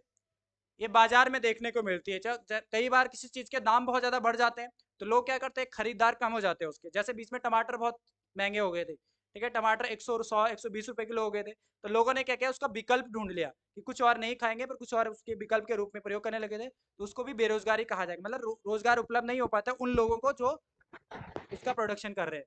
ठीक है। एक होता है ढांचागत बेरोजगारी। ढांचागत मतलब स्ट्रक्चरल बेरोजगारी। जैसे पहाड़ों में पलायन होने का कारण क्या है? वहाँ पे रोजगार नहीं है, वहाँ पे ना बिजली है, ना पानी है, ना सुविधा उपलब्ध नहीं है, तो वहाँ पे रोजगार भी नहीं है। तो रोजगार नहीं है तो ढांचागत बेरोजगारी कहा जाता है। ठीक है। एक मौसमी बेरोजगारी होती है जो मौसम के अनुरूप देखने को मिलती है। जैसे अभी गर्मी, अभी सर्दियाँ हैं तो जो गर्मी वाटर पार्क वगैरह बंद हो गए होंगे इस टाइम पे, तो बेरोजगार हो गए वो लोग, उसी को क्या कहा जाएगा? मौसमी बेरोजगारी कहा जाएगा। ठीक है। क्वेश्चन नंबर 40 है, आरटीजीएस का तात्पर्य है, आरटीजीएस का तात्पर्य होता है real time gross settlement. RTGS में जो भी हम आरटीजीएस करते हैं, इमीडिएट फंड ट्रांसफर हो जाता है। जब अपने पैसे अगर भेजने हैं किसी को तो आरटीजीएस करेंगे तो इमीडिएट फंड, रियल टाइम मतलब उसी समय। ठीक है। जबकि एक एनईएफटी होता है, एनईएफटी इसकी फुल फॉर्म होती है नेशनल इलेक्ट्रिकल फंड ट्रांसफर। ठीक है। इसमें 24 घंटे के अंदर अंदर फंड ट्रांसफर होता है। इसमें ये नहीं कि उसी समय हो जाएगा, इसमें जो टाइम लगता है थोड़ा सा, तो 24 घंटे के अंदर अंदर आपका फंड ट्रांसफर हो जाता है। जबकि इसमें रियल टाइम ग्रोस सेटलमेंट मतलब उसी समय क्या हो जाता है, फंड ट्रांसफर हो जाता है। ठीक है। क्वेश्चन नंबर 41 है, रेलवे सुरक्षा बल द्वारा महिलाओं तथा बच्चों को तस्करों से बचाने के लिए कौन सा ऑपरेशन चलाया गया? आहट, ऑपरेशन आहट याद रखेंगे। ऑपरेशन गंगा बताओ। यूक्रेन में फंसे भारतीयों को वापस लाने के लिए ऑपरेशन गंगा चलाया गया था। ठीक है। ऑपरेशन समुद्र सेतु, मालदीप में फंसे भारतीयों को, मालदीप में फंसे भारतीयों को वापस लाने के लिए कौन सा ऑपरेशन चलाया गया था? तो याद रखेंगे ऑपरेशन समुद्र सेतु। ठीक है। ऑपरेशन एक बार जरूर देख लेना, सारे ऑपरेशन पेपर से पहले। ठीक है। क्वेश्चन नंबर 42 है, भारत में कोविड कोविड टीकाकरण अभियान की शुरुआत हुई थी 16 जनवरी 2021। इंपॉर्टेंट क्वेश्चन है, पूछा जा सकता है कि भारत में कोविड टीकाकरण की शुरुआत कब हुई? 16 जनवरी 2021 में। ठीक है। अभी रिसेंटली आपने देखा होगा एक पेपर में बना था, एक कोविशील्ड थी ना, जो कोविशील्ड, दो वैक्सीन थी, एक कोविशील्ड थी, एक कोवैक्सीन थी। ठीक है। कोवैक्सीन। क्वेश्चन पूछा गया था पेपर में कि कोविशील्ड किस कंपनी द्वारा बनाई गई थी या किस कंपनी द्वारा ये लॉन्च की गई थी? तो इसमें लिखो सीरम इंस्टीट्यूट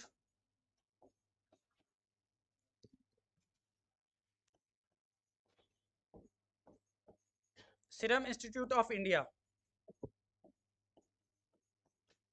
के द्वारा विकसित की गई थी। जबकि कोविशील्ड कोवैक्सीन किसने करी थी? तो इसमें लिखो भारत बायोटिक।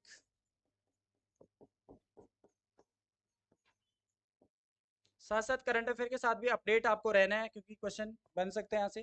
तो कोविशील्ड अभी पूछा गया था कि कोविशील्ड किस कंपनी द्वारा विकसित की गई, तो सीरम इंस्टीट्यूट ऑफ इंडिया के द्वारा। जबकि कोवैक्सीन किसके द्वारा? भारत बायोटिक द्वारा। ठीक है। 43, बैड बिट्स से तात्पर्य है, बैड बिट्स, इसका आंसर होगा डी, प्रति इकाई समय में स्थानांतरित बिट्स की संख्या। आंसर होगा आपका डी। ठीक है। क्वेश्चन नंबर 44 है, कोई कंप्यूटर बूट नहीं हो सकता यदि उसमें ऑपरेटिंग सिस्टम ना हो। अगर ऑपरेटिंग सिस्टम ही नहीं होगा तो बूट कैसे होगा? ठीक है। तो आंसर होगा आपका बी, ओएस होना जरूरी होता है। क्वेश्चन नंबर 45 है, निम्नलिखित में से कौन सी मेमोरी कंप्यूटर की प्राथमिक मेमोरी नहीं है? कौन सी नहीं है? CD ROM. CD ROM optical memory है, ऑप्शनल मेमोरी है, ऑप्टिकल मेमोरी इसको बोला जाता है। ठीक है। क्वेश्चन नंबर 46 आपको देखना है, भारत के पहले अंतरराष्ट्रीय क्रूज पोत के संदर्भ में निम्नलिखित कथनों पर विचार कीजिए। पहला, एमवी या एम प्रेस भारत का पहला अंतरराष्ट्रीय क्रूज पोत है। ठीक है, ये वाला कथन सही है। ठीक है। दूसरा है, इसमें इसे 5 जून 2023 को चेन्नई से श्रीलंका के लिए रवाना किया गया। ये वाला कथन भी इसमें सही है। ठीक है। थर्ड है, जहाज रानी मंत्री सर्बानंद सोनेवाल ने पहले अंतरराष्ट्रीय क्रूज पोत की को हरी झंडी दिखाई, तो ये भी सही है। तो आंसर होगा आपका डी, 1 2 3 और 4। आंसर डी होगा। ठीक है। 1 2 और 3। क्वेश्चन नंबर 47 है, विश्व पर्यावरण दिवस 2023 की थीम क्या थी? आंसर था बी, प्लास्टिक प्रदूषण का समाधान। आंसर बी होगा, 5 जून को पर्यावरण दिवस की थीम। ठीक है। क्वेश्चन नंबर 48 है, सहकारी क्षेत्र में विश्व की सबसे बड़ी अनाज भंडारण योजना की सुविधा के लिए निम्नलिखित में से किसकी अध्यक्षता में एक अंतर मंत्रालय समिति, ठीक है, इंट्रा मिनिस्ट्रियल कमेटी का गठन किया गया था? अमित शाह के नेतृत्व में। आंसर होगा अमित शाह की अध्यक्षता में। Answer D. 49 है, किस संस्था ने हाल ही में for all humanity the future of outer space governance शीर्षक से एक संक्षिप्त नीति जारी की है? तो ये किए थे यूएन ने, ठीक है, संयुक्त राष्ट्र संघ ने, संयुक्त राष्ट्र द्वारा। आंसर होगा ए। क्वेश्चन नंबर 50, हाल ही में भारत के प्रधानमंत्री नरेंद्र मोदी एवं किस देश के प्रधानमंत्री ने संयुक्त रूप से मोतिहारी अमेलगंज तेल पाइपलाइन के फेज 2 का शिलान्यास किया है? तो नेपाल के साथ ये पाइपलाइन है, तो आंसर होगा ए। रीजनिंग पे आ जाओ। क्वेश्चन नंबर 51, निम्न में से कर्म से इनको लगाना था, क्या होगा आंसर? ए होगा। ठीक है, ए, पहला पौधा बनेगा, फिर उसके बाद रुई बनेगी, फिर धागा बनेगा, फिर कपड़ा, फिर साड़ी। तो आंसर ए हो जाएगा। 52, दर्पण में देखी गई घड़ी 3:15 मतलब 3:15 बजे का समय दिखाती है, तो घड़ी में सही समय क्या होगा?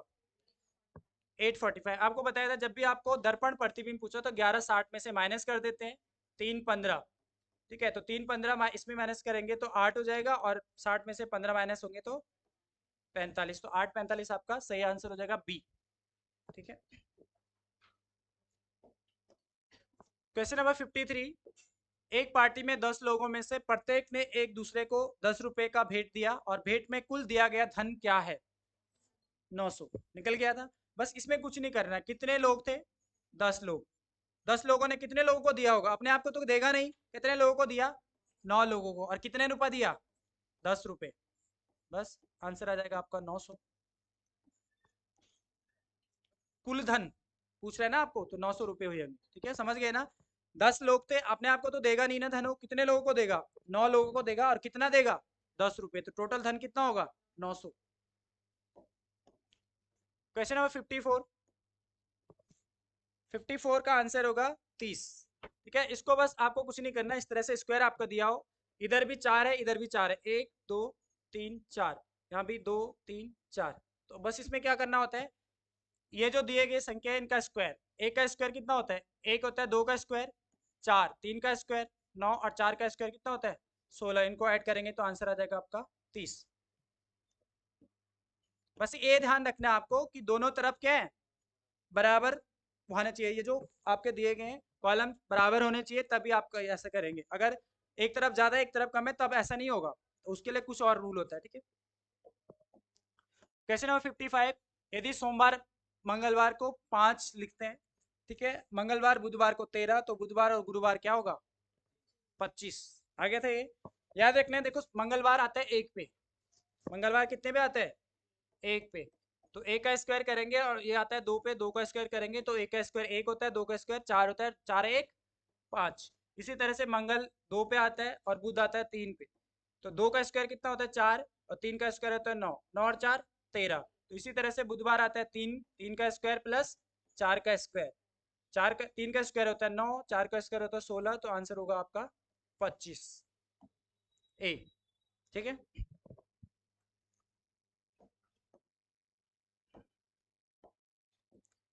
क्वेश्चन नंबर 56, वह क्षेत्र ज्ञात कीजिए जो जीव विज्ञान और कंप्यूटर पढ़ने वाले किंतु गणित न पढ़ने वाले छात्रों को दर्शाता है। 7। देखो ये है ना, गणित न पढ़ने वाला बोल रहा है वो, तो और जीव विज्ञान और कंप्यूटर दोनों को पढ़ना है, तो इन दोनों के बीच में आ रहा है 7, और ये इसमें गणित में नहीं आ रहा है, तो आंसर होगा आपका बी 7। क्वेश्चन नंबर 57 है, लुप्त संख्या ज्ञात कीजिए। क्या आएगा इसमें? 14। ठीक है, आगे था इसका और इसका गैप देखो कितना का आ रहा है? 16 का गैप इसका, और इसका गैप आ रहा है 8 का। इसका 4 का हो जाएगा, और इसका 2 का, और यहाँ पर कितने का, 1 का गैप होगा, तो यहाँ पर आ जाएगा 14। ठीक है, आंसर होगा सी।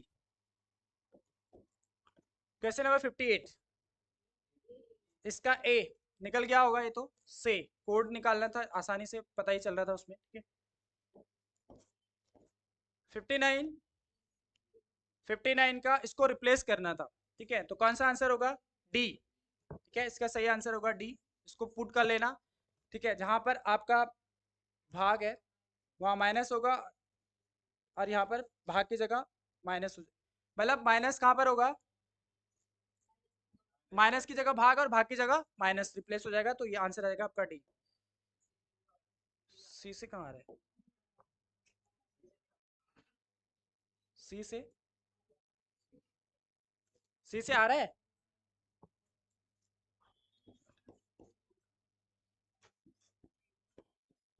पक्का आ रहा है ना, गलती तो नहीं करी।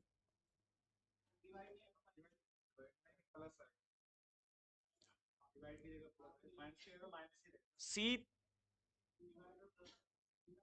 अच्छा डिवाइड प्लस, 24 माइनस 8, डिवाइड की जगह आ जाएगा आपका प्लस। ठीक है, फिर 5, फिर डिवाइड आएगा, फिर 5 इंटू 3। ठीक है, ये बॉड मास लगेगा इसमें, तो ये 24 में से 8 गया, ये तो बाद में करेंगे, पहले इसको भाग देंगे, तो ये 1 हो जाएगा। ठीक है, इंटू 3, 3 होगा। ठीक है, और 24 में से कैसे आ रहा है ये, हाँ तो बॉड मास ही तो लगा रहा हूँ, माइनस बाद में करेंगे ना। तो यहाँ पे क्या बचा, यहाँ पे 1 इंटू 3 तो बचा है। ठीक है, तो यहाँ पर क्या होगा, ये बचा 24 माइनस 8,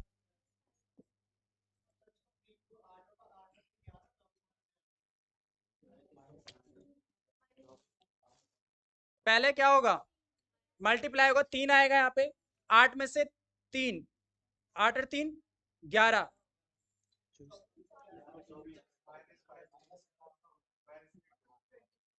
ये -24 बड़ा है ना, एक मिनट है,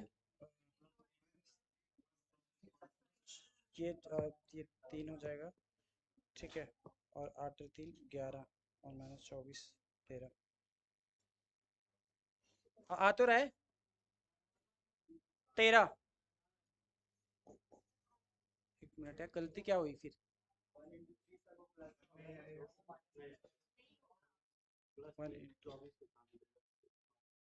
हाँ नहीं आएगा, इससे यही आएगा डी, दोबारा से करना है इसको। ठीक है, 24 के साथ, हाँ सही बोल रहे हो। ठीक है, आंसर डी होगा उसका। ठीक है, क्वेश्चन नंबर 60, एक वर्ग की प्रत्येक भुजा को 10% बढ़ाया जाता है, तो उसकी क्षेत्रफल में कितना परसेंट वृद्धि होगी, 21%। ठीक है, इसको इसको इसके लिए एक फॉर्मूला याद रखना है, या फिर वैसे भी कर सकते हो आपका, और देखिए एक फॉर्मूला याद रखेंगे, 2 इंटू एक्स प्लस एक्स का स्क्वायर अपॉन 100। 2 यानी कि एक्स हमने किसको माना है, 10 को, 2 इंटू 10।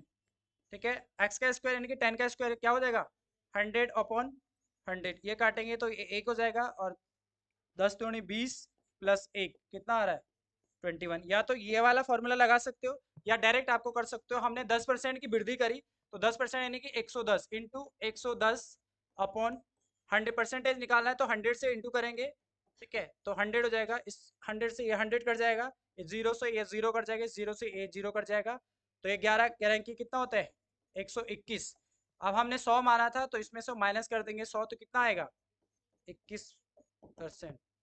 तो ये भी आंसर कर सकते हैं, आंसर डी होगा इसका। ठीक है,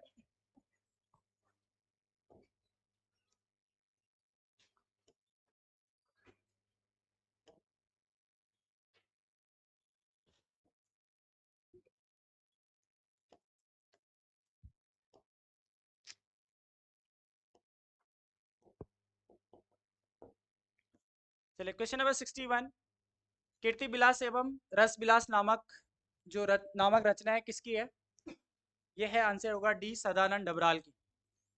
मेधाकर शास्त्री की इसमें लिख लो रामायण प्रदीप।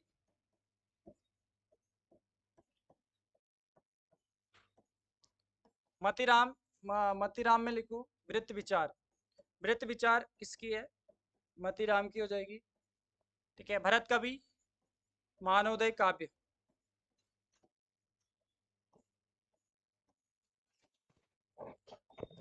मानवोदय काव्य हो जाएगा भरत कवि का। ठीक है। तो आंसर इसका होगा डी, रीति विलास और रस विलास रचना है सदानंद डबराल। क्वेश्चन नंबर 62 है, भगवान शिव और देवी पार्वती की अष्ट धातु की मूर्ति कहाँ स्थित है? कहाँ पर है? जागेश्वर तो नहीं, गौरीकुंड। आंसर होगा आपका ए। गौरीकुंड का है रुद्रप्रयाग। ठीक है। यहीं से केदारनाथ की जो पैदल यात्रा शुरू होती है गौरीकुंड से ही होती है। ठीक है। तो रुद्रप्रयाग में होगा। क्वेश्चन नंबर 63, कुमाऊं में भूमिगत पावर हाउस और सुरंगों वाली पहली परियोजना कौन सी है? धौलीगंगा फेज 1। ठीक है। तो फ्राइडे के पेपर में भी आपको दिया था। क्वेश्चन नंबर 64 है, टनकपुर से बागेश्वर तक की रेल लाइन को कब राष्ट्रीय परियोजना का दर्जा दिया गया? मार्च 2012। आंसर होगा ए। क्वेश्चन नंबर 65 है, उत्तराखंड राज्य की सबसे लंबी पैदल यात्रा कौन सी है? अस्कोट आराकोट। हाँ तो वही तो पूछा है। देखो सबसे लंबी अगर आपके पास आस्कोट आराकोट सांस्कृतिक यात्रा, सांस्कृतिक जान सबसे लंबी वही तो है 1150 किलोमीटर। अगर आपके पास आएगा सबसे लंबी धार्मिक यात्रा तब होगा नंदा राजात। ठीक है। सबसे लंबी धार्मिक यात्रा कौन सी है? नंदा राजात। ठीक है। तो यहाँ पे लिखो सबसे लंबी धार्मिक 280 किलोमीटर की है। ठीक है। सबसे उत्तराखंड की सबसे लंबी पैदल यात्रा कौन सी है? अस्कोट आराकोटी तो है, जो सांस्कृतिक उसके लिए जानने के लिए गांव गांव को जो जाना जाता है अस्कोट और आराकोटी, यानी कि उत्तरकाशी से पिथौरागढ़ के बीच है। तो 1150 किलोमीटर की है। ठीक है। किस संस्था द्वारा चलाई जाती है? तो पहाड़ संस्था द्वारा, याद रखना है। ठीक है। पहाड़ संस्था द्वारा। और सबसे पहले कब हुई थी ये? 1974 में। ठीक है। हर 10 साल में होती है, याद रखना है। 1974 के बाद फिर 84 में हुई, फिर 94, फिर 4 में, फिर 14 में, अब 2024 में कौन से नंबर की होगी?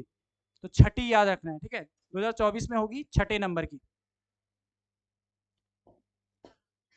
क्वेश्चन नंबर 66 है, हारुल नृत्य की विषय वस्तु है? पांडवों के जीवन पर आधारित है। ठीक है। कौन सी जनजाति करती है इसको? जौनसारी। ठीक है। इसी को परात नृत्य के नाम से भी जाना जाता है। ठीक है। हारुल नृत्य रमतुला वाद्य यंत्र के साथ किया जाने वाला नृत्य। ठीक है। जौनसारी जनजाति द्वारा पांडवों के जीवन पर आधारित है। ठीक है। आंसर होगा बी। 67, गोरखा नाला गुफा एवं सनिया नाला गुफा कहाँ स्थित है? यूएस नगर में। आंसर होगा बी। इसका आंसर बी। क्वेश्चन नंबर 68 है, धनतोरी एवं सांकरी किस जनपद की उप तहसील है? सांकरी से तो पहचान ही गए होंगे, सांकरी का है उत्तरकाशी में। इसका आंसर होगा इसका ए, सांकरी और धनतोरी आपका उत्तरकाशी में। ठीक है।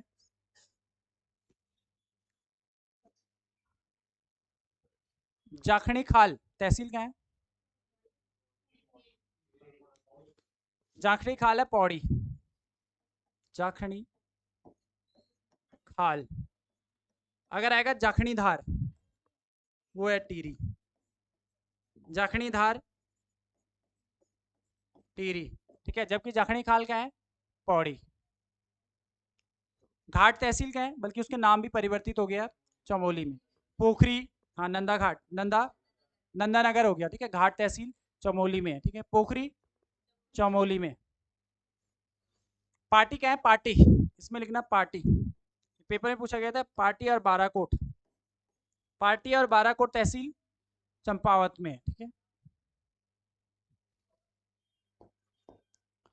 क्वेश्चन नंबर 69 है, शक्ति समाचार पत्र का संपादन किस प्रेस से होता था? देशभक्त प्रेस से। आंसर होगा सी, देशभक्त प्रेस से। ठीक है। कब से होता था शक्ति समाचार पत्र का संपादन? तो याद रखेंगे 15 अक्टूबर 1918। किसके द्वारा? बीडी पांडे, बद्रीदत्त पांडे द्वारा। ठीक है। तो डेट भी याद रखेंगे 15 अक्टूबर 1918 को। किस प्रेस से? देशभक्त प्रेस से। ठीक है। क्वेश्चन नंबर 70 है, निम्न में से किस राज्य को पूर्वी स्त्री राज्य कहा जाता है? पूर्वी स्त्री राज्य, स्वर्ण गोत्रीय राज्य को। आंसर होगा आपका बी। ठीक है, क्वेश्चन नंबर 71 है, संपूर्ण उत्तराखंड में डाक सेवा कब लागू की गई थी? 1816 में। संपूर्ण उत्तराखंड पूछ रहा है तो आंसर होगा आपका 1816। अगर आता कि सर्वप्रथम उत्तराखंड में डाक सेवा कब लागू हुई, तो 1815 में हुई थी सर्वप्रथम। इसमें लिखना सर्वप्रथम। ठीक है, सर्वप्रथम डाक सेवा 1815 में। कहां से कहां? अल्मोड़ा से श्रीनगर। अल्मोड़ा से श्रीनगर किसके द्वारा? ट्रेल द्वारा। ट्रेल द्वारा 1815 में सर्वप्रथम अल्मोड़ा से श्रीनगर। लेकिन संपूर्ण उत्तराखंड आपको याद रखना 1816 में डाक व्यवस्था लागू हुई थी। क्वेश्चन नंबर 72 है, जागेश्वर धाम किस नदी के किनारे स्थित है? जटागंगा। आंसर होगा आपका डी। कितने मंदिर समूह है यहाँ पे जागेश्वर धाम में? 124। छोटे बड़े जो मंदिर समूह है टोटल 124 याद रखने हैं। सबसे बड़ा मंदिर कौन सा है इसका? सबसे बड़ा दिंदेश्वरा है। सबसे प्राचीन महामृत्युंजय, लिख लेना। प्राचीन अगर आएगा प्राचीन मंदिर तो उसमें लिखना महामृत्युंजय।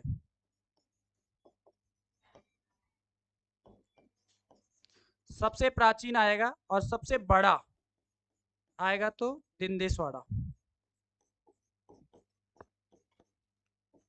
दिंदेश्वरा बड़ा या विशाल आएगा तो दिंदेश्वरा, और प्राचीन आएगा तो महामृत्युंजय मंदिर है। ठीक है, 73। 1840 में पौड़ी जनपद का गठन किया गया था। इस समय कुमाऊं कमिश्नर कौन थे? टॉम यहाँ लूसिंगटन। आपको पता है लूसिंगटन 1838 से और 48 तक रहे थे। ठीक है, 38 से 39 से 38 से थे ना, 38 में बन गए थे, 38 से 48 तक रहे थे। ठीक है, कई बार 39 हो सकता है किसी बुक में। ठीक है, लेकिन 38 से 1838 से 48 तक रहे थे। लेकिन उस टाइम डिप्टी कमिश्नर कौन थे? क्वेश्चन ये है कि डिप्टी कमिश्नर कौन थे? बैटन। ठीक है, क्योंकि गढ़वाल में क्या थे, डिप्टी कमिश्नर थे, उसके अधीन आते थे, तो डिप्टी कमिश्नर लिख लो। कौन थे? तो बैटन लिख लेना। 74। जौनसार क्षेत्र में ध्यातियों द्वारा मायके लौटने पर सहेलियों के साथ किया जाने वाला नृत्य गीत है सायना नृत्य। ठीक है, तो सायना नृत्य गीत होगा ऑप्शन डी। ठीक है, जबकि अगर आता गढ़वाल क्षेत्र में तो होता थड़िया नृत्य। यहाँ पे लिखो गढ़वाल क्षेत्र में। अगर आता है गढ़वाल क्षेत्र में लड़कियों का या महिलाओं का या झांतियों का मायके लौटने पर किया जाने वाला नृत्य तो कहा जाता है थड़िया नृत्य गढ़वाल में। ठीक है, जबकि जौनसार में इसको सायना नृत्य के नाम से जाना जाता है। क्वेश्चन नंबर 75 है, गलत विकल्प का चयन कीजिए। इसमें गलत आपको बताना है। राज्य की कुल जनसंख्या में 80% है, 18.8% सही कथन है। दूसरा है राज्य की कुल जनसंख्या में 80% 2.9 है, ये भी सही हो जाएगा। ठीक है, राज्य में एससी का लिंगानुपात है, ये गलत है। 963 नहीं है बल्कि 936 है। ठीक है, जानबूझ के बनाया मैंने क्वेश्चन इस तरह से, कितना अच्छा आपने पढ़ा है। ठीक है, जबकि 963 किसका है? एसटी का है। ठीक है, एसटी परसेंट हो जाएगा 963 और एससी का कितना है? 936।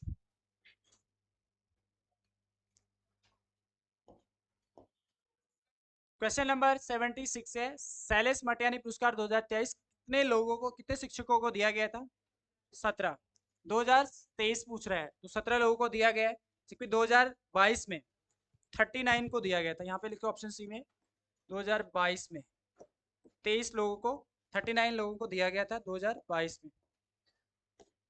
77। उत्तराखंड वित्त मंत्री हैं, कौन है उत्तराखंड के वित्त मंत्री? प्रेमचंद अग्रवाल है अभी। ठीक है, तो आंसर होगा आपका बी। कृषि मंत्री कौन है राज्य के? गणेश जोशी। तो गणेश जोशी में लिखो कृषि मंत्री। सुबोध उनियाल तो इससे पहले थे। ठीक है, सुबोध उनियाल कौन से विभाग है अभी? वन मंत्री है, और तकनीकी शिक्षा उनके पास है, टेक्निकल एजुकेशन। ठीक है, तो कृषि में याद रखें गणेश जोशी। सौरभ बोगड़ा पशुपालन, ये एवं दुग्ध विकास। ठीक है, पशुपालन और दुग्ध विकास।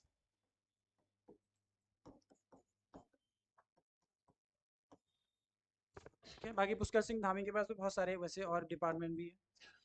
क्वेश्चन नंबर 78 है, भाषक व पिभाषक को जौनसारी समाज में जाना जाता है कुल देवता के रूप में। आंसर होगा ए।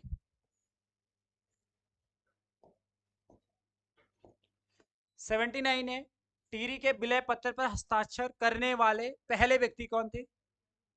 परिपूर्णानंद पैनोली। तो आंसर होगा ए। सभी को पता है कि टिहरी का विलय भारत में कब हुआ था? डेट याद रखना है, 1 अगस्त 1949 को टिहरी का विलय भारत में हो गया था। ठीक है, दो तीन चीजें मैंने आपको पिछले पेपर में लिखाई थी। एक लिखाया था, लिखो जरा इसमें,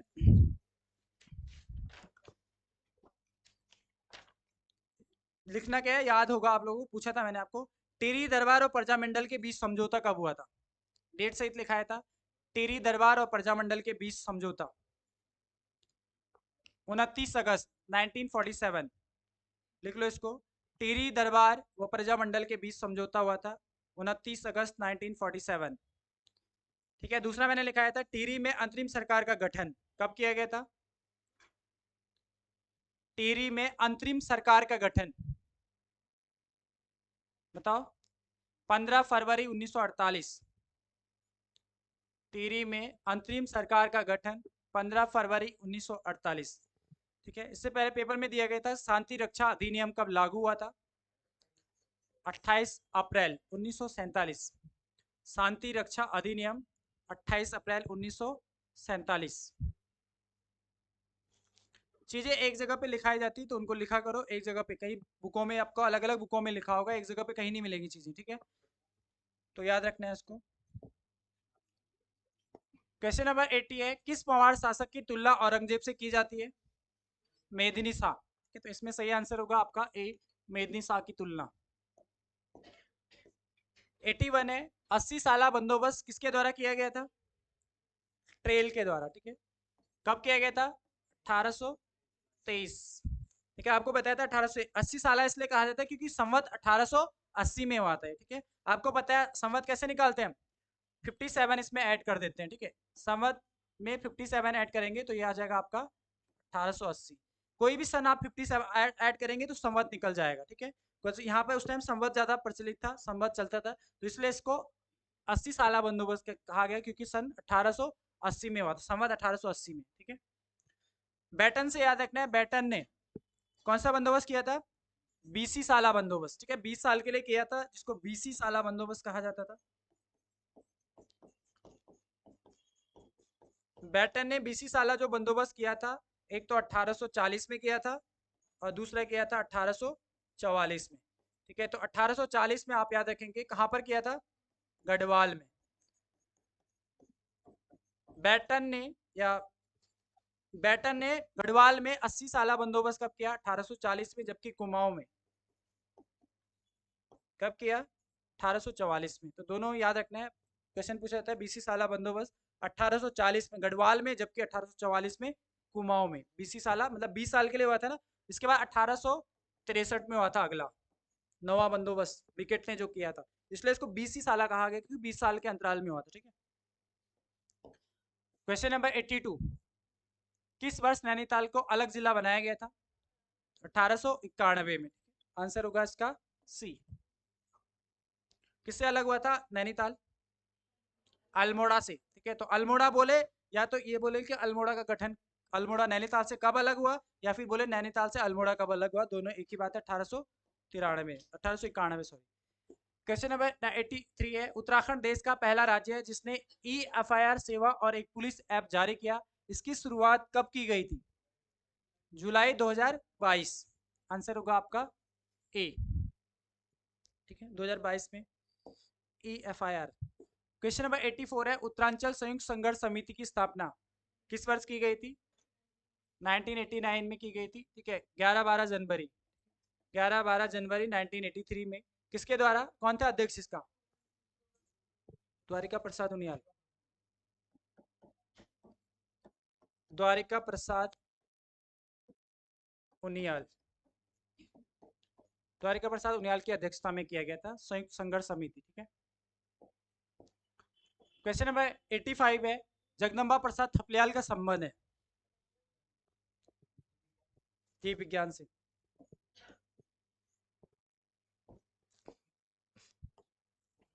क्वेश्चन नंबर 86, रिंग डांस कौन सी जनजाति करती है? राजी जनजाति। तो रिंग डांस राजी जनजाति याद रखना है। एक नृत्य है लहचारी, कौन सी जनजाति करती है लहचारी नृत्य? थारू। धुनसारी कहाँ से हो जाएगी? थारू। लहचारी नृत्य थारू जनजाति, ठीक है। लहचारी नृत्य थारू। पौड़ाई, पौड़ाई आएगा तो जौनसारी, और पौड़ा आएगा तो भोटिया, ठीक है। पौड़ा आएगा तो भोटिया, पौड़ाई आएगा तो जौनसारी, ठीक है। क्वेश्चन नंबर 87 है, ठडुंगा शैलचित्र कहाँ से प्राप्त हुआ है? उत्तरकाशी, पुरोला घाटी से, ठीक है। पुरोला घाटी के उत्तरकाशी से ठडुंगा शैलचित्र किस रंग के थे? काले रंग के। काले रंग के शैलचित्र ठडुंगा उत्तरकाशी से प्राप्त हुए हैं, ठीक है। तो ये आंसर होगा सी। लाल रंग के कहाँ से प्राप्त हुए?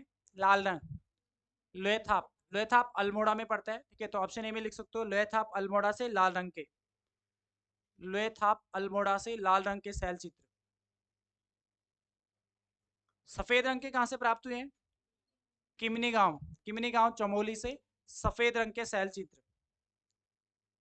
किमनी गांव चमोली से सफेद रंग के शैल चित्र। और नीले, नीले कहाँ से हुए हैं? हुडली, हुडली उत्तरकाशी से नीले रंग के शैल चित्र, हुडली उत्तरकाशी से नीले रंग के शैल चित्र प्राप्त हुए हैं, ठीक है। क्वेश्चन नंबर 88 है, मेरा गांव मेरा धन योजना राज्य सरकार द्वारा कब आयोजित की गई थी? 2014, ठीक है। डेट क्या थी? 15 सितंबर थी, 15 अगस्त, एक बार देख लेना इसका डेट, ठीक है। 2014 में हरीश रावत के द्वारा शुरू की गई थी, हरीश रावत।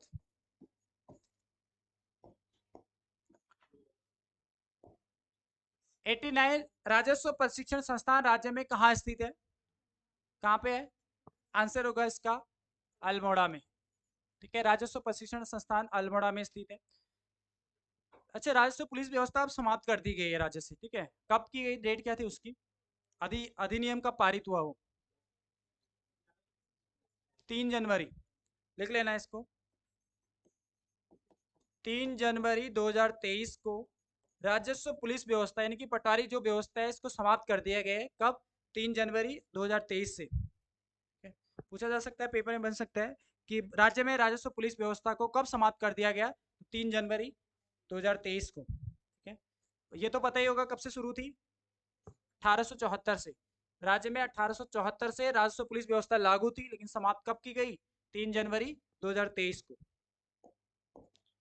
क्वेश्चन नंबर 90 है, क्षत्रिय वीर पत्रिका के संपादक कौन थे? क्षत्रिय वीर, आंसर होगा प्रताप सिंह नेगी। कब निकाली थी इन्होंने? तो याद रखेंगे 1922 में, ठीक है। सदानंद कुकरेती से आपको याद होगा 1913 में। विशाल कीर्ति, कौन सा? विशाल कीर्ति, विशाल कीर्ति समाचार पत्र निकाला था, ठीक है। महसानंद थपलियाल से बताओ। उत्तर भारत, उत्तर भारत 1937, ठीक है। विचारानंद सरस्वती में लिखो अभय, अभय नामक पत्र कब निकाला इन्होंने? अभय नामक, अभय पत्र 1922 में, ठीक है। अभय कहाँ से निकलता था?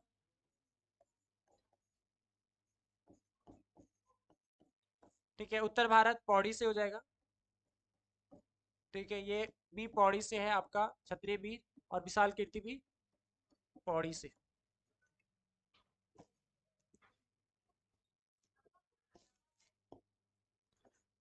नाइन्टी वन, छत्रेश्वर प्रकार की मुद्रा किस वंश की है? कुणिंद वंश की, सभी को पता है। यहाँ से 3 प्रकार की मुद्राएं मिली है, एक छत्रेश्वर प्रकार की, एक अल्मोड़ा प्रकार की, और तीसरी अमोघ भूति प्रकार की, ठीक है। तो कुणिंद वंश आंसर होगा बी। क्वेश्चन नंबर 92, किस पवार शासक ने राजगढ़ी को अपनी दूसरी राजधानी बनाया था? पृथ्वीपति शाह ने, ठीक है। पहली राजधानी कहाँ थी इसकी? श्रीनगर, श्रीनगर से बाद में राजगढ़ी ले गया था, ठीक है। तो पृथ्वीपति शाह आंसर होगा इसका। पहली राजधानी श्रीनगर थी, दूसरी राजगढ़ी, राजगढ़ी आपका पड़ता है उत्तरकाशी में, ठीक है। क्वेश्चन नंबर 93, सौका सीमावर्ती जनजाति किसकी रचना है? हाँ, आंसर होगा इसका सी, रतन सिंह रायपा, रायपा है वैसे, ठीक है। रतन सिंह रायपा की है। जौहार के भोटिया किसकी रचना है? एस एस पांगती हो, सुरेंद्र सिंह पांगती, ठीक है। एस एस पांगती में लिखो, सुरेंद्र सिंह पांगती इनका पूरा नाम है। जौहार का भोटिया, जौहार के भोटिया, जौहार के भोटिया। और एक और थी ना इनकी, मध्य हिमालय की भोटिया जनजाति। एस एस पांगती में एक और लिखो, मध्य हिमालय की भोटिया जनजाति, मध्य हिमालय की भोटिया जनजाति भी एस एस पांगती की हो जाएगी, ठीक है। गंगोत्री गढ़वाल में लिख लेना। एक इनकी पुस्तक यादें पूछ जाती कई बार की यादें किसकी है? गंगोत्री गढ़वाल। क्वेश्चन नंबर 94 है, मातृका ताल कहाँ स्थित है? चमोली में है, ठीक है। मातृका ताल है चमोली। अच्छा, एक है सुखताल और एक है सूखा ताल। सुखताल चमोली आपको याद रखना है, ठीक है। जबकि सूखा ताल का है नैनीताल। सूखा ताल नैनीताल और सुखताल चमोली में, ठीक। हरीशताल का है, हरीशताल, हरीशताल नैनीताल कर देना, हरीशताल नैनीताल। तड़ाक ताल का है अल्मोड़ा में, यहाँ पे लिख लेना तड़ाक ताल, तड़ाक ताल अल्मोड़ा, ठीक है। काणा ताल का है, काणा उत्तरकाशी, यहाँ पे लिखना काणा ताल। इसके अलावा रोही साड़ा ताल भी क्या है? रोही साड़ा भी उत्तरकाशी में है, ठीक है। रोही साड़ा और काणा ताल। क्वेश्चन नंबर 95 है, मसूरी की समुद्र तल से ऊंचाई कितनी है? 2005 मीटर, ठीक है। आंसर होगा आपका बी। क्षेत्रफल कितना है इसका?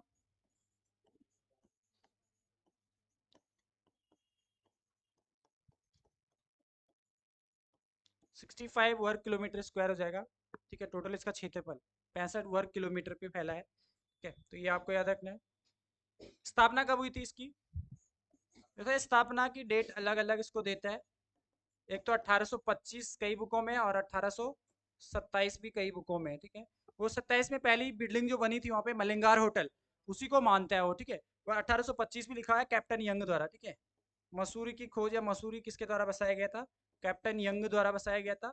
1825 या 27 जो भी ऑप्शन में होगा आपका, उस हिसाब से कर लेना इसको, ठीक है। क्षेत्रफल याद रखना है 65 वर्ग किलोमीटर। हाइट इसकी याद रखनी है 2005 मीटर। 96 है, हेमकुंड और मणिकूट पर्वत के मध्य स्थित है Karnashram, option C.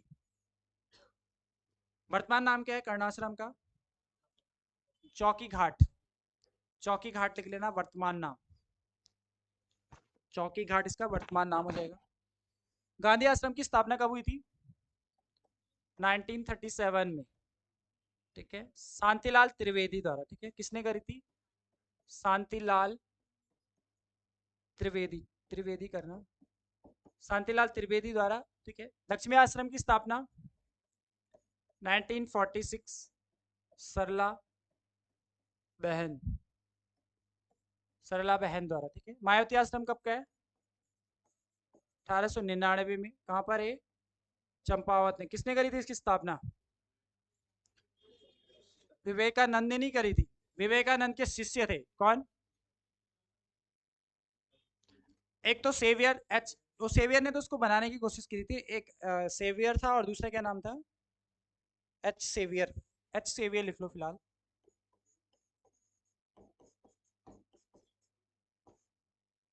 H saviour नाम के एक व्यक्ति थे जिन्होंने इसको बनाने में मुख्य भूमिका निभाई थी। विवेकानंद के अनुयायी थे। जबकि विवेकानंद कब आए यहाँ पर? 1901, 1901 में विवेकानंद यहाँ पधारे थे, ठीक है। लेकिन उसके उनके अनुयायियों द्वारा 1899 में इसका निर्माण किया गया था चंपावत में, ठीक है। 97, मुख्यमंत्री पुष्कर धामी ने beyond the mist well temple style of Uttarakhand पुस्तक का विमोचन किया है। यह पुस्तक किसने लिखी है? तो इसका आंसर होगा आराधना जौहरी, आंसर होगा बी। 98 है, मक्कर वाहनी गंगा मंदिर कहाँ स्थित है? ये हरिद्वार में हो जाएगा। मक्कर वाहनी गंगा मंदिर है हरिद्वार में, ठीक है। नेक्स्ट देखते हैं, क्वेश्चन नंबर 99 है, निम्न में से किस एक मंदिर की व्यवस्था बद्रीनाथ मंदिर समिति के अधीन है? किसका? कल हाँ, कल्पेश्वर। आंसर होगा बी। कब बनी थी बद्रीनाथ मंदिर समिति? 1939, 1939 में। लिख लेना, बद्रीनाथ मंदिर समिति।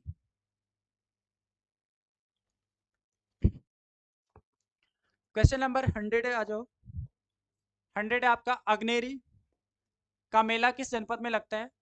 तो ये लगता है इनमें से कोई नहीं, ये लगता है अल्मोड़ा में। अल्मोड़ा में लगता है, ठीक है, रामगंगा के तट पर अल्मोड़ा में लगता है, चैत्र मास में, ठीक है, चैत्र अष्टमी को लगता है ये, चैत्र अष्टमी को रामगंगा के तट पे अल्मोड़ा में, ठीक। चलिए, ये रहे आपके 100 क्वेश्चन।